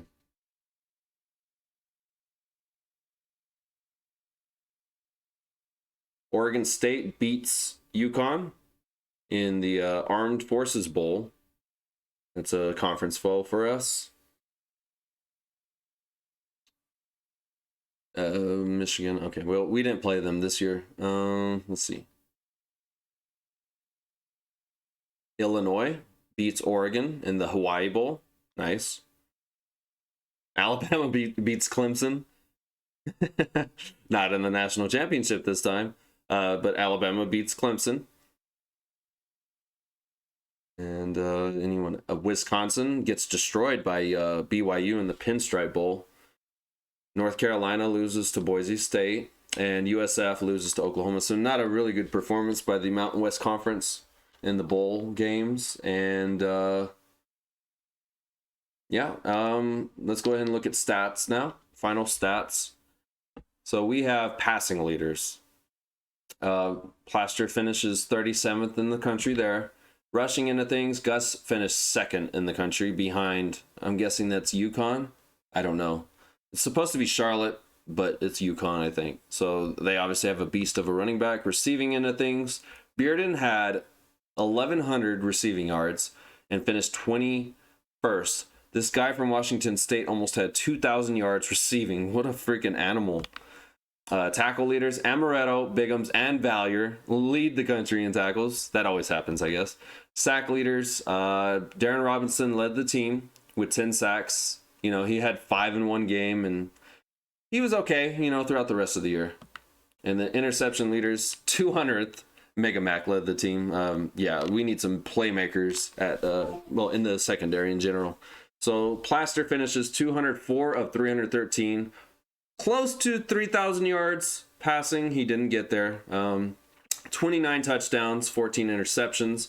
He threw a lot of interceptions to end the season. Because at one point he was 26 and 7, I believe. So he threw 7 more interceptions. He did not end the season well. 65 completion percentage. He was sacked 5 times. Rushing, obviously, our boy Gus destroyed. Plaster had a really good rushing season, 1,000 yards rushing. McDougal, you know, he was injured for 7 weeks, but he provided somewhat of an impact as a running back, and he's going to be taking the load tomorrow. Next season. Bearden leads the team in receptions. Consistently, he's the one that got open. So that's why he has the most receptions, and then obviously the most yardage, 19.5, a reception, 7 touchdowns. And I'm actually interested to see who else. So Thomas had 7 as well. We had Brown, King, McDougal, Boyd, Mosley, and Green get touchdowns. And who led the team in drops? Bearden led the team in drops, and Mosley 2nd. And I'm actually kind of surprised by Bearden leading the team in drops. But when you consistently catch and get open, you can drop the passes. You know, drop passes here and there. You know, good, decent performance by the passing game. Brian Wright did not allow a sack, so good job to him. Kosho allowed 2. Taron Vaughn is the backup center. We have 2 backup centers. Xavier Langenberg would come in and play pretty well for us too. David Dane, the right guard. DeMarcus Williams finally allowed his first sack, but otherwise he had a good freshman season. Freshmen tend to struggle in this game. He did not have a bad season for a freshman left tackle. Andrew Ratliff was, and he made, all conference and all NCAA awards. That's crazy. I'm surprised Desquarius only had 2 pancakes, but still, the man was an impact player. So as we saw, Amaretto led the way in tackles. In terms of tackles for loss, Darren Robinson led us in tackles for loss. So, he made a good impact in that regard. Joshua Luke, Murphy, Isidore, Rodney Young, Amaretto, they all had double-digit tackles for loss. In terms of sacks, Darren Robinson was first. We had Trevor Murphy, Isidore, and Young after that. And, it wasn't the most sack-worthy season, but it was a good performance. Interceptions, we need to make a lot more plays on the football. I hope that we're bringing in some secondary players that will make an impact. Deflections, it's pretty bad. 4 should not be leading the team. It should be like 10, maybe. But our guys just don't make plays on the ball. So we have a lot of seniors. We're bringing back Mega Mac and Martell. They're going to be seniors next year. And yeah, so I think that's all we have to look at in terms of statistics. And anything else that I want to look at before we jump into the off season? Yeah, so I think I'm going to end up recording the off season today. We finished 13-1. Let's go.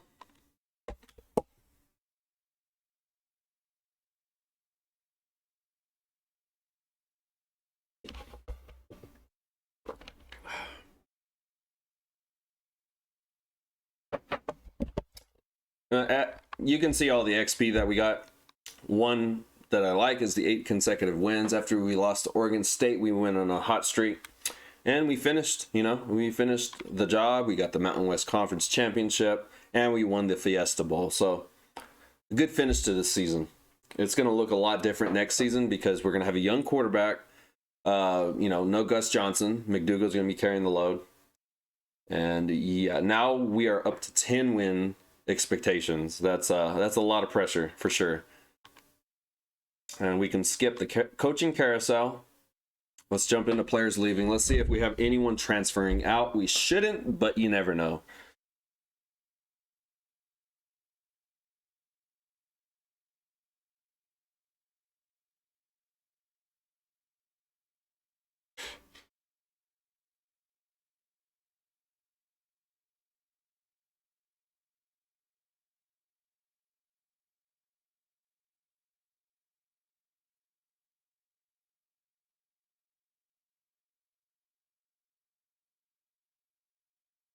And we've already covered who our seniors are, but we'll look quickly, at who's leaving and who we'll miss. I wouldn't be surprised if we lost both of our coaches too. Oh my God. Yeah, we have 2 brand new offensive and defensive coordinators. It's going to be a rough season next season, I have a feeling. And I'm going to make sure it's difficult too. All right, let's see. Oh, wow. We are actually having defensive ends transfer out, which is fine because we're bringing in a bunch of impact defensive ends. But yeah, we're losing TJ Jackson, and we're losing D. Isaiah T. Billings. So, yeah, I mean, it is what it is there. Can't do much about it, and I'm not going to even try. So we're losing Plaster. We're going to miss him. He's fantastic in the, option game. Our offense is going to change a little bit in terms of, Wilson's strength is going to be passing out of the pocket. He's not going to be a scrambler. He might be able to run the read option. We'll see. Most likely not. Not to the effectiveness that Plaster was able to. Gus Johnson, we're losing. Almost 2,000 yards rushing. He broke the school record. Dude was a beast. I could create a whole episode just with his highlights, Gus Johnson's highlights. He's been the the engine that's ran this offense for the last 3 seasons. We're gonna miss him. Receivers, we're losing Mosley and Bearden. You know, we're gonna miss Bearden. Mosley is kind of an average football player. You know, I think we're gonna have much better receivers over the long run, especially next season. We're losing Boyd, who's a fantastic blocker. Only 77 overall, but you know, good blocker, good special teams player. We are bringing in we are bringing in a blocking tight end to replace him. So let's see, we're losing Koshel, senior center. We're losing Newbie, who's kind of a scrub. He can go. And then Ratliff, thankfully, we're getting rid of him. We're losing Billings, but also we're losing Robinson. We're going to miss him. He had 10 sacks. He had 2 seasons where he had 10 sacks. He had a slow 2014. But, you know, his 2013 and 2015 seasons were great. 21 tackles for loss in his first year. That was an insane season for him. So we're going to miss him. We're losing a lot of defensive ends, but we're also bringing in a lot of defensive ends. Skylar, we're losing him. You know, he wasn't the biggest impact player of all time, but, you know, he was a good role player for us. He started at defensive end last year, and as you can see, he didn't have that great of a season. He's, you know, a good role player to have. And then Isidore, he had a decent season with 6 sacks. Did not play a lot in 2014. Well, he actually didn't play at all in 2014. He played here and there in 2013. We moved him to defensive end from outside linebacker, and he had 6 sacks. You know, good impact player there. Defensive tackle, we're losing both of our defensive tackles, but we're filling those gaps, thankfully, with Rodney Young. We're losing Rodney Young and Trevor Murphy. And, you know, both of them were pretty good players. Trevor Murphy especially teamed with Maddox last season. Those two were really good. We're losing Marvin Gray. He had more of an impact in 2013. He received less playing time over these last 2 seasons, but had a great attitude about it, you know. Middle linebacker, we're losing Ashanti Amaretto. He led the country in tackles 2 straight seasons. The only 2 seasons he started. He had all 4 of these quarterback sacks in 1 game, but, you know, 1 sack this season. He had 1 interception. He is not what I had hoped for, but he only had 2 seasons to develop. We have a young guy, developing and to take that role, you know. So we'll miss Amaretto for sure. Cornerback, we're losing Lucas Samuels, and we're losing Trey Valier, thankfully. And we're also losing Chris Bailey, who's first team All-American. And he did have a pretty good season. 52 tackles, 1 quarterback sack, 2 interceptions. He wasn't the greatest player, but we'll miss him. You know, it's going to be hard to replace him for the season 4. And then we're losing both our kicker and punter. And that's it. We're going to move on to, I don't expect transfers, so I'm just going to skip to recruiting.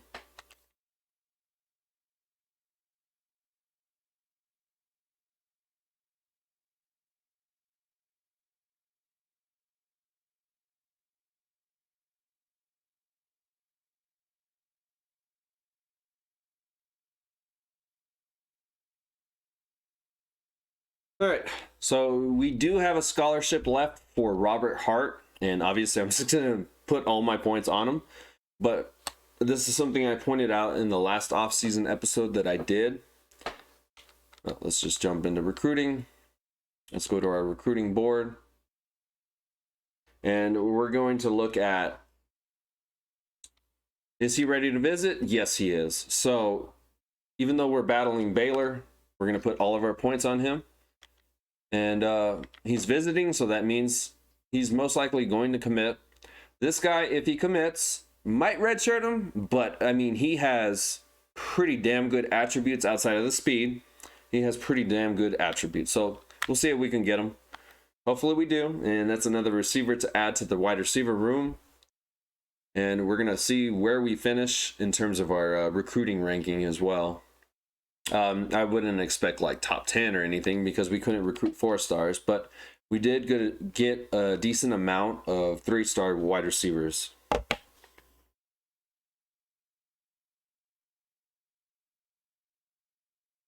And this is actually the last episode that I'll be recording for Stephen F. Austin for a while.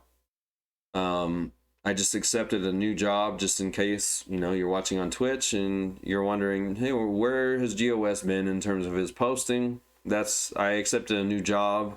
I'm excited, and it'll mean less time to edit, and you know, I'll be editing the rest of the videos to post on YouTube, and then I'll be starting a new series that it'll be completely streaming, most likely, because I most likely won't have the time to edit the videos. And wow, we actually lose out on Robert Hart. I put 10,000 points on the man. We lose him to Sam Houston State. They weren't even there, dude. All right, so that means the computer probably is going to add somebody on their own. We'll see who they add. Hopefully it's a decent player, because the last time the computer recruited for me, it was an absolute trash receiver. So let's see where we rank in terms of recruiting. Top classes. Where do we rank? 47th. Okay, that's about where I expected. We got 19 3-stars, 1 2-star, and 4 1-stars. So, you know, good recruiting class. Much better than last year. We were, what, 115th or something like that? Yeah, definitely. And actually, let's go ahead and look at our class. Make sure that because it says I don't have a scholarship available, right? No, they actually didn't fill the last scholarship. So we end up just getting 24, which is fine. It sucks that we lose Hart, though, and we're going to have to play him now. The dude is pretty good across the middle, so that kind of sucks. But we did get a bunch of receivers. I lost count at how many we actually got. And my favorite part of the offseason, position changes. Let's do it, baby.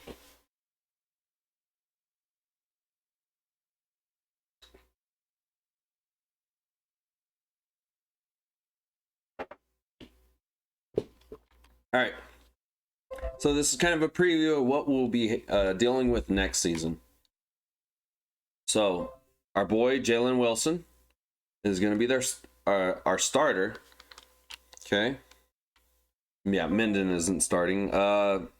Yeah, so Yusef McDonald, our JUCO junior power running back, he's going to be catching a red shirt, and we're actually going to be having a split carry situation between Ford and McDougal. I'm actually looking to see if Hingle McCringleberry can improve on his acceleration significantly to become a return man for us, because he did have good return when I recruited him, of course, but we'll see. Yeah, see, 90 return. So we'll see how good of a return man he ends up being. I don't think I have to shift anybody out of these positions. Do we get a fullback? Obviously not. We have Desquarius. And this is where it gets interesting. I probably won't make any moves yet, but we have 2 JUCO wide receivers who will most likely be starting on the outside. Alvarez is a possession guy. He'll be going across the middle. Now, of course, it depends on how much Brown and Thomas improve. If they improve significantly, Alvarez and Hairston and Britt will most likely be seeing red shirts. Tavarius King, Probin Crux, you know, those guys will be probably getting cut. We'll see how it all turns out. And then we have, you know, we've lost a little bit of strength at tight end, but these two will probably end up starting. He's a blocker, so he's replacing Boyd. And then Hall is more of a receiver. So, you know, in the 5 wide receiver sets that I run, Austin Hall could be the one seeing the time there. And we do lose, you know, a right guard. Oh, yeah, huh? And hopefully you guys watch Key and Peele, so you know what some of these names are referencing. But E is looking like he's going to be our starter at right tackle. Let's see how left tackle looks. Yeah. So most likely E is starting at right tackle. And then we have Jack Marius Tacteratrix as the backup right tackle. At right guard, we have Skoish Velociraptor. And, you know, whoever wins this competition between Dane and maybe I should... Let's see how left guard looks. Brian Wright, no. Brian Wright isn't going to lose his job. Langenberg was pretty good last season, so we're probably going to keep Langenberg there. We'll probably let these two compete, see who wins the position. Yeah. I mean, he has fantastic acceleration. Maybe this guy could play right tackle. I don't know. Skowish Velociraptor. How is his run blocking? Is he a better fit or... There you go. His impact blocking is horrible, but his yeah. I might actually move him to right tackle and have David Dane start at right guard. Yeah, I'm gonna have David Dane start there, and then we're gonna have competition between these three to see who's gonna win the starting position here. I do like to pull, you know, our right guards or right tackles across the formation, so we'll see what happens here. That's our offensive line, though. There's not much to change. Hopefully we get a bunch of improvement, you know, from upgrades during the offseason. And then Tyrell Smoochie, most likely no. So Corbett, who was it that I was going to...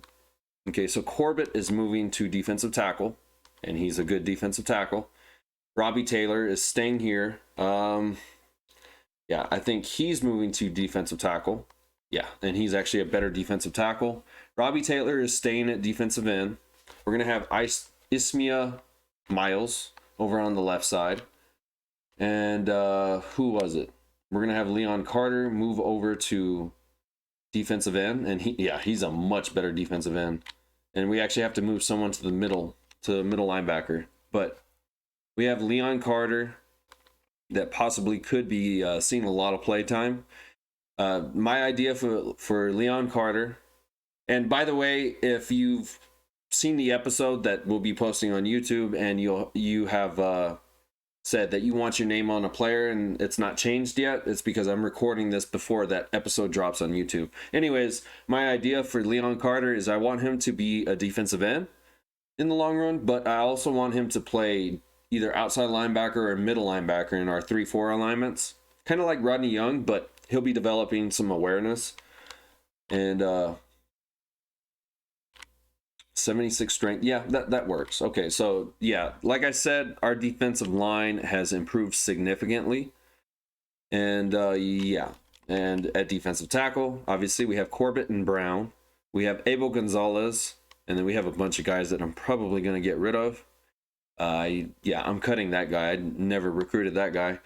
Jefferson, you know, Ivanov, Nate Edwards. Yeah, we're going to be cutting some guys. These guys are going to be starting for us, Marcus Brown and Corbett. And then we need a guy to move to middle linebacker. So most likely I am moving Robinson to middle linebacker now. Let's see what's out right outside linebacker. Nothing. Okay, so most likely, okay.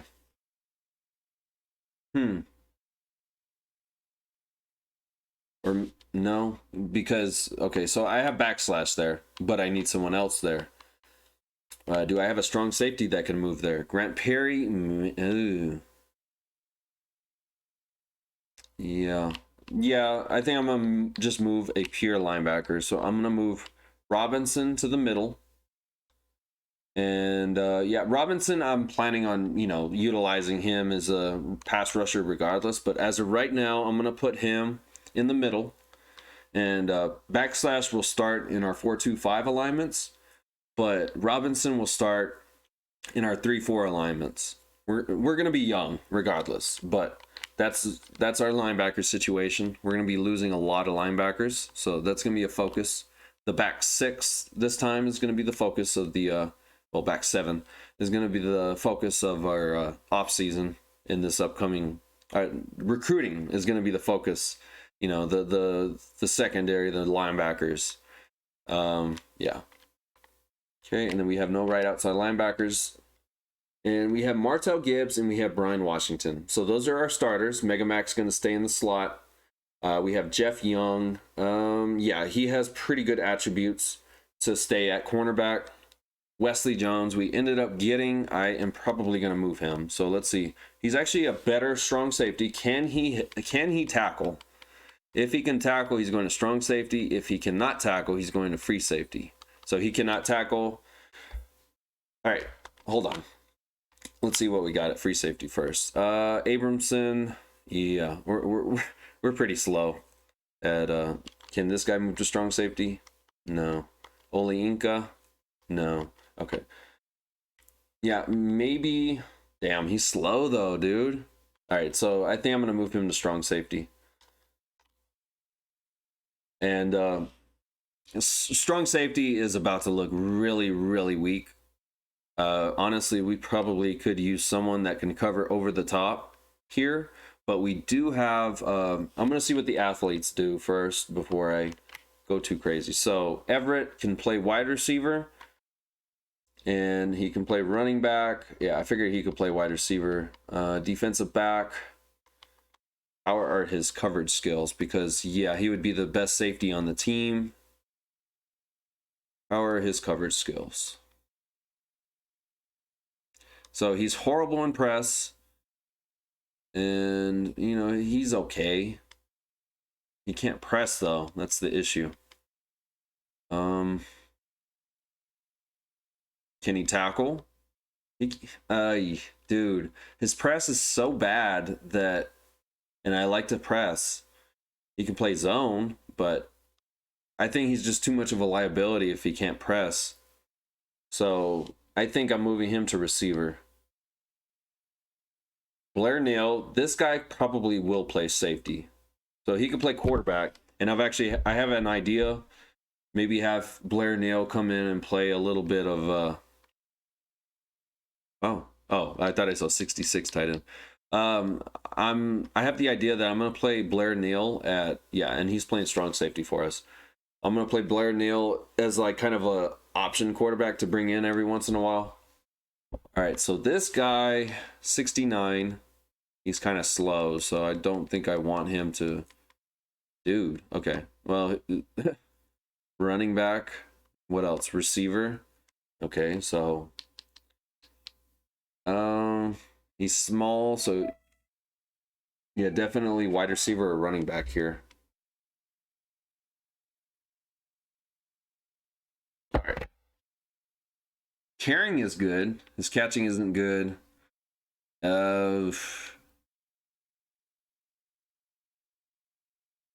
Yeah. It's either running back or wide receiver for this guy. He has good carry. He just does not have the running back attributes, though. Yeah, this dude looks like a receiver, even though he's not fast. I guess I'll move him to receiver. And I'm gonna look at Neal again. Everett, I mean, not Neal. Everett. I might move him to the secondary.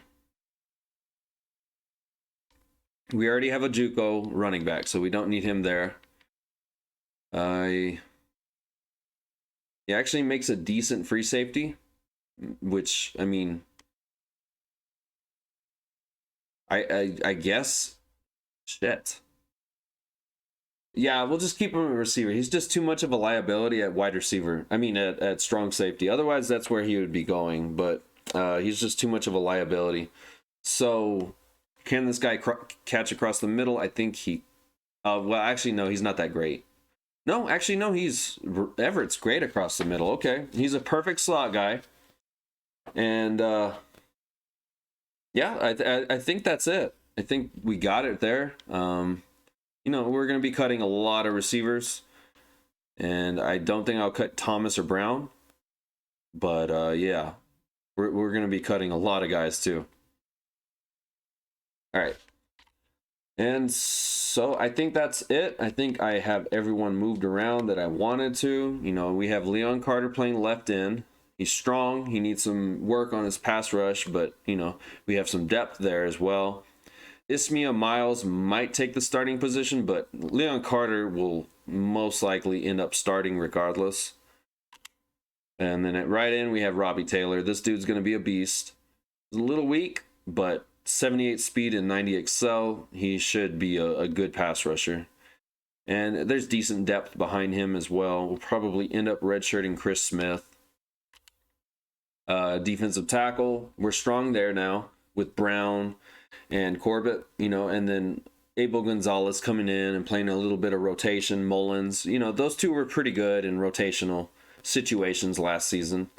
We're going to have to cut a lot of players, that's for sure. And then linebackers in need. Okay. Yeah. Xmas Jackson, Flaxen Waxen, Jeff Young. Yeah, that looks good. I think that looks good. That Brian Washington and Martell Gibbs should be pretty decent cornerbacks. We're weak behind Bigham's, but that's fine. And then we have two new safety. Well, actually three new safeties. I'll probably redshirt Wesley Jones, and we're gonna have Super Hot Fire play. Blair Neal is gonna play cover 2. He's gonna be the safety on the field to play the cover 2. I'm not gonna press him very often. I'll try not to, at least. But yeah, he's gonna play our zones, and we actually have 2 kickers, so I'm gonna move him to punter. And we still have Bruno. Bruno is actually gonna be playing both kicker and punter.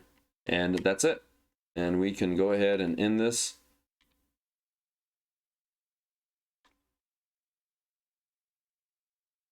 Let's check out training results now.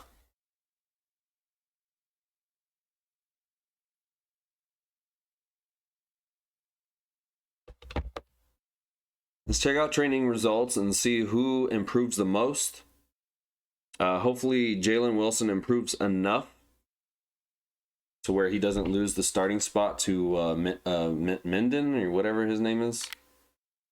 And yes, so Wilson still wins, the starting position regardless. I would have adjusted whatever I needed to make it work. And yeah, Jalen Wilson looks good. He's going to be our starter.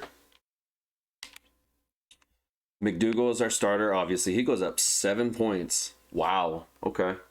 And yeah, we're going to have McDougal for a couple more seasons. We have Fred Ford coming back, a throwback to season 2 when Fred Ford came in and just did so great, coming off the bench for Gus and replacing Gus when Gus got hurt. And then we have Hingle McCringleberry going up. He could end up being our return man. McCringleberry, he could end up being our return man there. Fullback, Desquarius goes up 5 points. Great to see. Wide receiver, we have Brown and Thomas get into the 70s. So obviously those guys are going to keep playing. DeJasper, Probin Crux, I'm cutting that guy regardless. Even though he is improving, he's just so trash at everything. Tavariousness, might redshirt him. He drops a lot of passes. Yeah, that doesn't matter. Left tackle, DeMarcus goes above 70s. So he's a 72 now. He doesn't improve as much as I wish he would have. And then we have Javerison. Brian Wright, obviously he's an 80. He's the best lineman we have on the team. And then we have Cosnester Smith. He goes up 6 points. Huge improvement for him. Xavier Langenberg goes up 5 points. He's up to a 76. We have Taron Vaughn, the backup. And then we have Donkey Teeth. He goes up 5 points. Nice. And then David Dane goes up 5. Skowish Velociraptor wins the starting spot at right tackle. Probably will get a lot of swing tackle play because of look at his strength, look at his speed, look at his excel, look at his awareness. Skowish needs a lot of work on his awareness, that's for sure. Left end, we have Osmio Miles. He goes up 6 and he destroys that starting spot. Wow, okay. Osmio Miles wanted that starting spot and he got it. Leon Carter will see a lot of time though.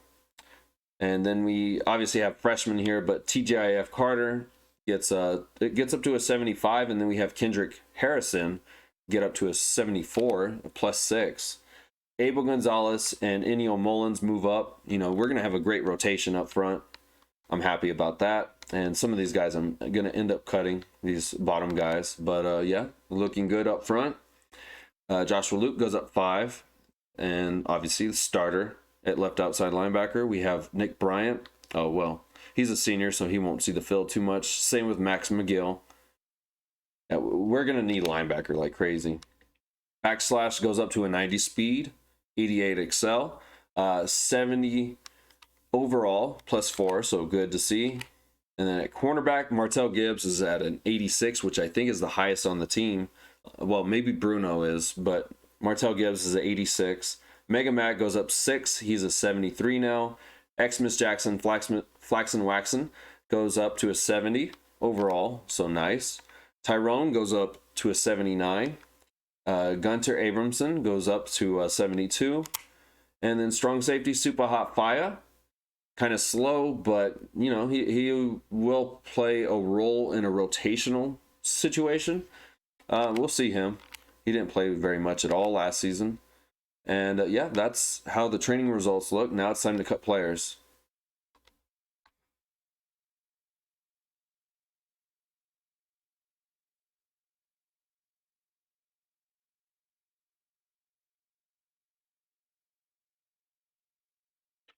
All right, cut players. Let's look. So obviously we're cutting the lowest rated guys first. We only need to cut, we only need to cut 3 players, which is good. We're going to go ahead and cut, you know, obviously the worst players on the team first, which is Polygon Calves. We don't need you anymore. Lee, we don't need you. And then, all right, so I will keep Newsom because I do like to keep my guard. Well, not my guards, my offensive linemen when I need them. Let's see. Is there anyone I need to cut? No, I like to keep all of them. Receiver. So this guy was recruited by the computer, and the dude is trash. So I'll get rid of him, and there we go. We're done cutting. That's it. All right. And yeah, we're going to go ahead and do that. And we're going to go ahead and advance to custom conferences. There is something I need to change in terms of the settings to make sure I play Alabama every season. And that means I need to move the earliest you can play a conference game up to probably week 1, just to make sure that I'm playing Alabama every season.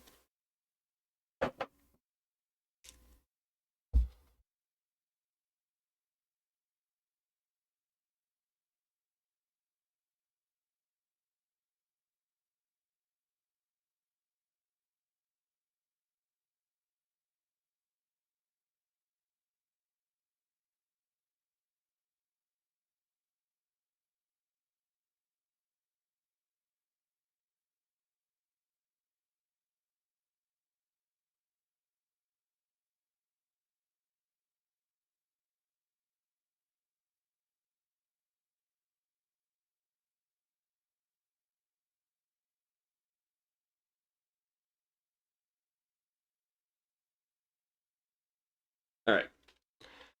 So we're going to jump into the custom conferences. The conference rules, we're going to make it as early as week 1. And I think that is how you do it.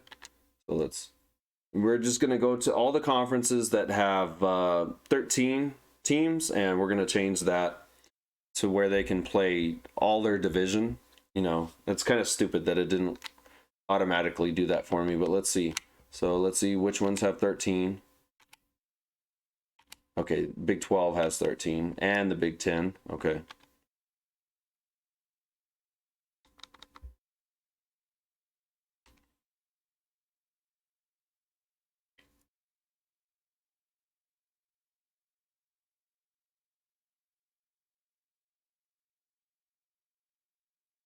All right, and then the Big 10.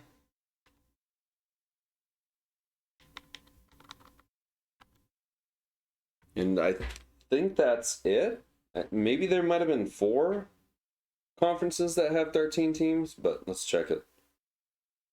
Let's double check.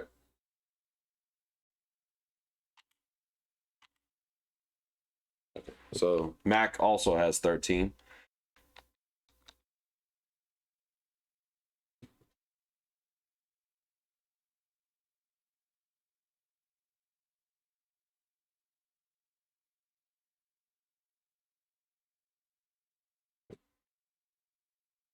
All right, and I think that's it, right?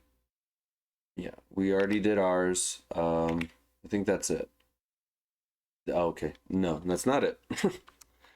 So there was a bunch of conferences with just well, with 13 teams. Just making sure that the schedules end up with I want to play my entire division. I don't want to have anyone excluded.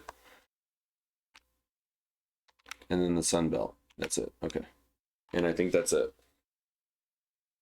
So now we'll be jumping into the off season here.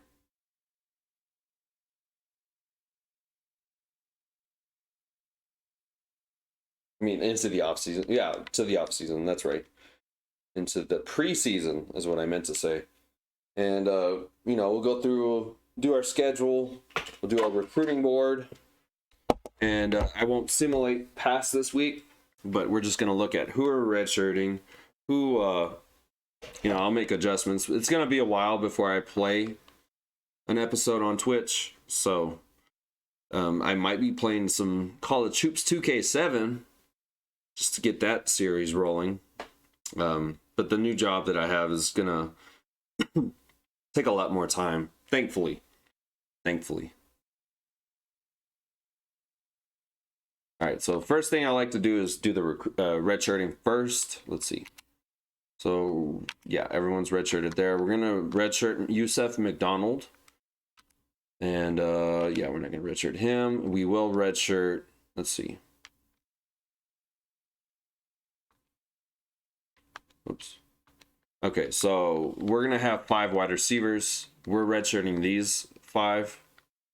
And, whoever improves and becomes the best player of this bunch will definitely be getting, well, obviously, they won't get replaced in the long run. We have 5 good wide receivers now with good speed. Some of these guys offer really good speed and the ability to win deep. And then one of these JUCOs that I have, I know Everett can win across the middle. Maybe it's William Sims that can go across the middle and catch in traffic, and then one of them cannot. So we'll stick with that. I think I'll keep the 2 tight ends at DeMarcus Williams. We need to put a lot of yeah, Cody Newsome is getting a red shirt. Leon Carter is not getting a red shirt. He's going to get some playing time. We're going to redshirt Chris Smith. And then, obviously, we're not redshirting either of these guys. We have a fantastic rotation of defensive tackles. Left outside linebacker, nobody to redshirt. I'm not going to redshirt either of those guys because we'll need them. And I will redshirt Jeff Young. Yeah, I'll redshirt him for now. And then Xmas Jackson, Flaxen Waxon, Mega Mac, Brian Washington, Martell Gibbs. Those will be our cornerbacks this upcoming season. We're not redshirting Tyrone. We will redshirt a couple of these guys. So probably this guy and this guy, Grant Perry. Yeah, I think Blair Neal is going to play over the top, and then Super Hot Fire is going to play closer to the line of scrimmage. Hopefully that's how it works. So I'll make it to where, Blair Neal starts at strong safety but plays cover 2. And then Super Hot Fire is the one that's playing closer to the line of scrimmage. So let's make sure that he can play press, though, before I make that move. Yes, he's perfect. And even Blair Neal can play press, so that's good. That's a good combination right there. We have 2 strong safeties taking a red shirt, and that should work. We're going to go ahead and redshirt this guy. And Bruno is actually going to be the kicker and punter for the team, so that kicker will be seeing the red shirt as well. Let's go ahead and reset our depth chart for now.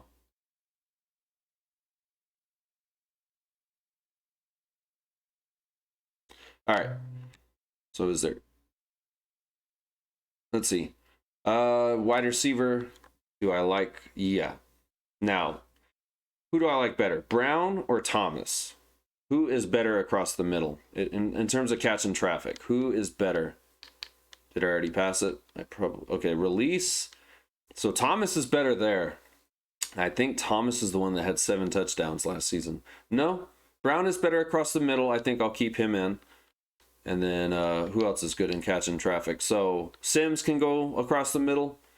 Joe Stewart less. Everett is great across the middle. So we have 3 JUCOs at wide receiver. But it looks like a pretty good core of wide receivers. You know, this is probably the best wide receiver core we've had in this dynasty.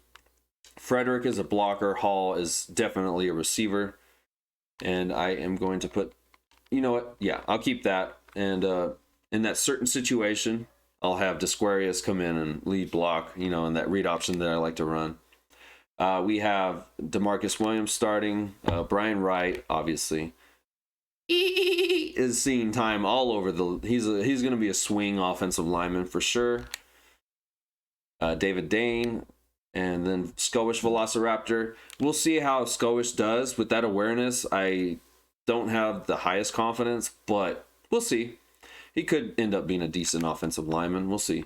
Left in, Leon Carter will see a lot of time. I was not expecting Ismail Miles to make such a improvement, but he'll start, and then Leon Carter will see a lot of time as a rotational defensive end, but also as a linebacker in our 3-4 alignments. And Leon Carter is obviously the backup to Robbie Taylor, so he'll be getting a lot of time. And I think that, you know, defensive end, defensive tackle, we have a fantastic rotation. Joshua Luke, yeah, Tony Robinson can play that position. Oh, wow. Backslash actually is not even in here. Let's put backslash right here. Because technically, yeah, backslash is going to be our starter. Because I like his speed.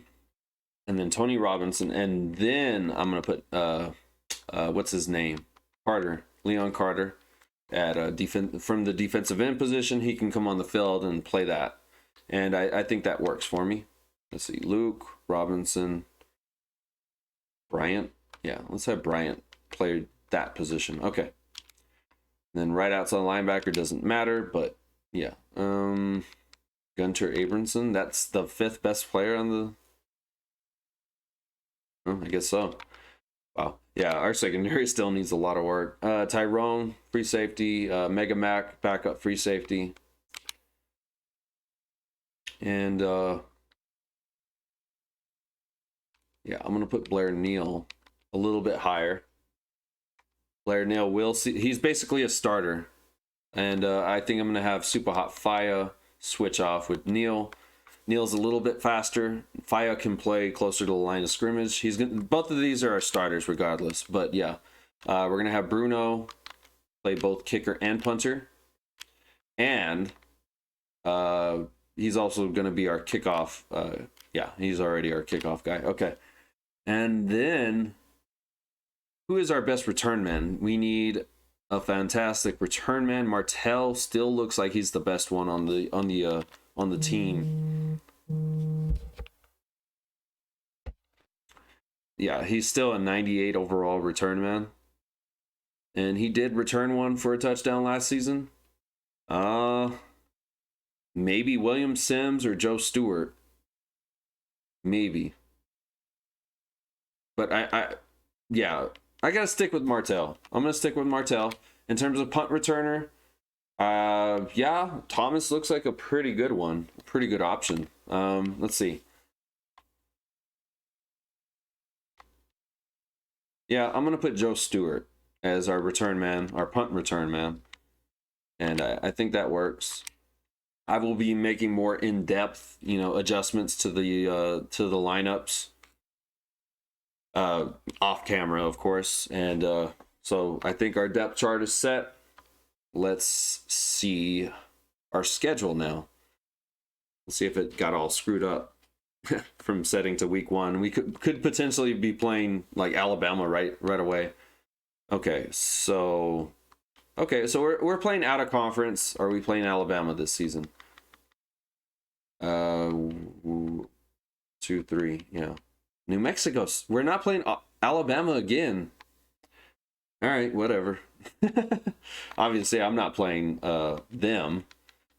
Nebraska sounds like a good matchup. I'm going to see if I can play someone a little bit higher ranked, though. What do we got? Ooh, Georgia Tech. We do have Georgia Tech. All right. Ohio State. I want Ohio State. And who's the highest ranked in this game? Mississippi State. We could rematch Mississippi State if we want. And they are the high. Oh, there's Virginia Tech. Okay. And who we got for Houston? Let's replace Houston. Nebraska. Okay, we can still play Nebraska. Yeah, it looks like Nebraska. So we'll end up playing Nebraska anyways. All right. And we still have another game. And we're going to play the highest ranked team based on who's available. We're going to play the highest ranked team. Looks like South Carolina, maybe. Let's look at the end of the season. Georgia Tech, Notre Dame, Texas A&M, USC. I have not played USC yet. Yeah, let's go ahead and play USC. Let's see. How many home games do we have? 1, 2, 3, 4, 5, 6, 7. So I need to make one of these a road game, and I think I'm going to make Ohio State a road game because that'll be nice and challenging. And as you can see, a strength schedule. Perfect. Oh, and hold on. Let me set this for a neutral site game. This is going to be in Reliance Stadium, or what do they call it? NRG now?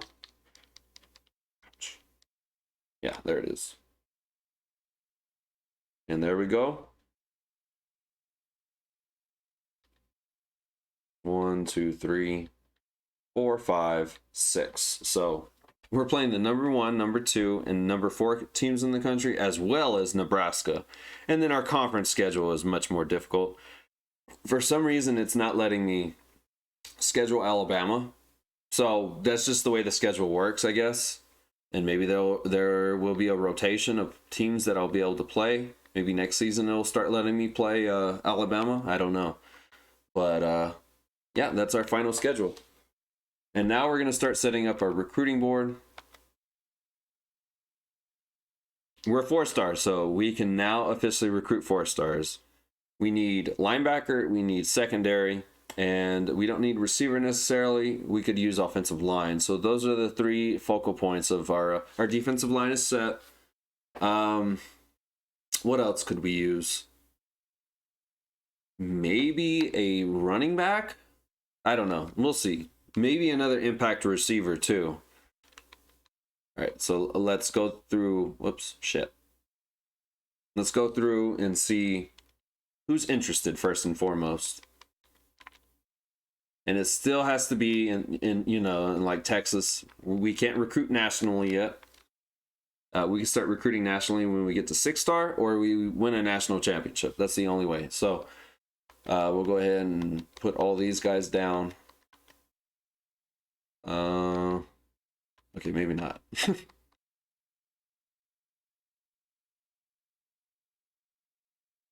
Okay, so here's a halfback. I kind of figured a halfback might be on here, so we'll go after him.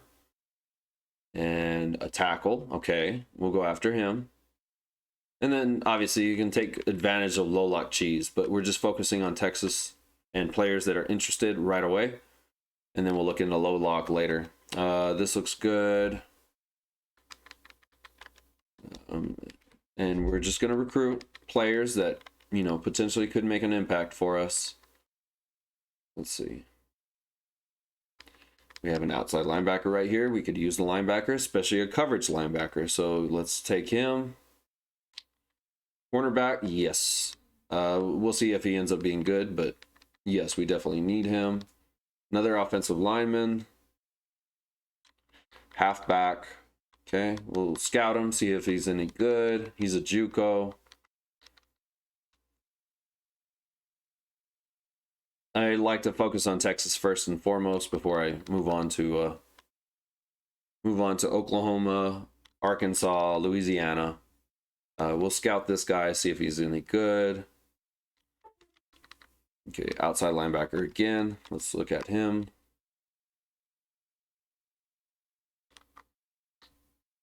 And a strong safety. Okay. I will happily go after those guys. All right, so we're starting to get into 2 stars. I'm going to go to Louisiana. Typically is the second best state that we recruit from. So let's look at Louisiana next and see if we have anyone interested. A 4-star tight end. Nice. I'll snag him. Not much after that, though. Okay, we do have 2-star guards. I mean guards. 2-star players. Yeah, let's go look at Oklahoma next. Oklahoma is decent as well. Well, let's look at Arkansas. Okay, so we do have a defensive tackle. Do we need a defensive tackle? Not necessarily, but let's scout him. Let's see if he's any good. Cornerback, obviously. We need cornerback. Oh, that's actually pretty loaded. All right, now we're going to Oklahoma.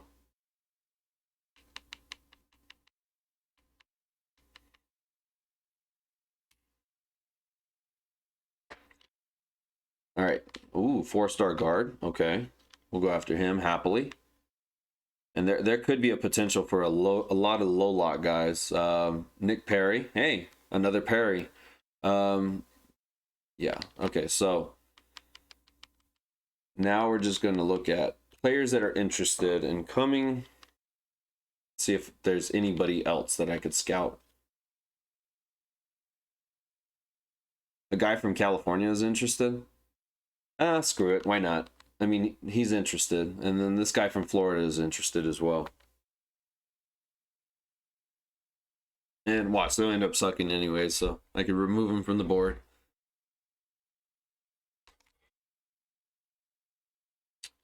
Let's scout. Come on, man. Give me some freaking good players. Okay, this guy is an athlete. He looks like he can play wide receiver. Yeah. Definitely wide receiver. Dude has fantastic attributes for a wide receiver, actually. He cannot cover. He could play press. I don't know. Wide receiver is looking like that guy for me. This guy, decent attributes. 68 overall corner. I mean, you know, sit him down, let him develop. Maybe could end up being a good player.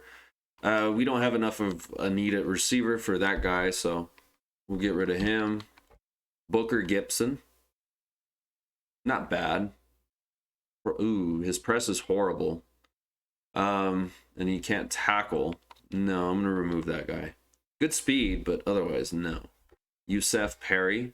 Okay, that guy looks pretty decent, so I'll keep him on the board. This guy's a 4-star running back. Slow as shit, but, I mean, bring him in and maybe redshirt him. Maybe he'll end up being a decent player. I don't know. Oh, dude. Yes, please. Yes, please. Yeah, we want him. Defensive tackle. We don't necessarily need defensive tackles. We are losing a lot, though, so I'll bring in another one. Or at least try to bring in another one. Let's see this guy. He's kind of slow. I'll keep him on the board. Well, no, we're not that desperate for running backs. We'll remove that guy. Scout this guy. Yeah, he's not.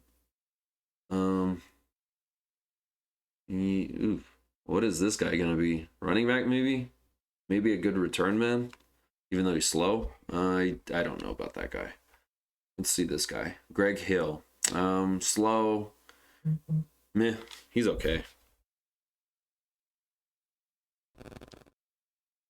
He's okay. Our need at receiver is not that great to where we have to go after that guy. Yeah, let's look at this guy. Kind of slow. Can't catch. Yeah, no thanks. And Spencer Jones. Okay. 82 speed, 87 excel.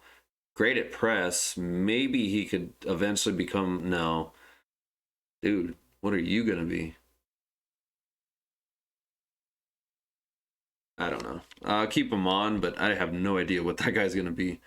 Dude, that's a beast of an outside linebacker. Could move to defensive end, although his power moves are horrible. So he'll probably end up staying. Yeah, that guy is a pure linebacker in my scheme. So I'm keeping him. We need that guy. Wow. Okay. Okay. Thankfully, we finally hit potentially big time DB. Ali Brewer. Let's see if this guy's 68 overall. Redshirt. Yeah, the guy could end up being okay. Ed Brewster. Let's see this guy. Wow. Wow. Okay, we're hitting the gyms. Damn. Okay. I'm going to have 2 halfbacks on this, and I want that guy the most out of any of them so far. Ryan Franklin. Holy shit. Okay. 86 man. Oh, dude. Corner or free safety or strong safety. One of those. Could move to receiver, potentially. Yeah, we want that guy bad. Let's look at this guy now. No, he's trash. Get him off. And let's look at this guy. Hopefully he's good. No, he's not. But he's a decent player. We do need linebackers. Good tackler. He sucks in coverage, though. So I might... Yeah, I think I'm going to remove him. He sucks in coverage. So, yeah, that's the end of the board. For now, of course. We found some gems. I'm pretty excited about this class. This potential class that could be coming our way. Yeah, we have some gems that we can recruit. Hopefully we get them. And that's it for this episode. I appreciate anyone that watches this episode. This will be the last time I record a Stephen F. Austin episode for a while. We'll see. But if you want to check out the episodes that get posted on YouTube, definitely it's on the page. It's on my main page. You can just click on the link and it'll take you, and you can watch the episodes that I edit up. This might be the last time I edit. This season might be the last time I edit. I'm going to try and edit them all and have them post throughout the rest of the summer. And I could be streaming NCAA, well, College Hoops 2K7 from here on out. But yeah, I appreciate you guys watching. I'll see y'all in the next one. Later, Essentials.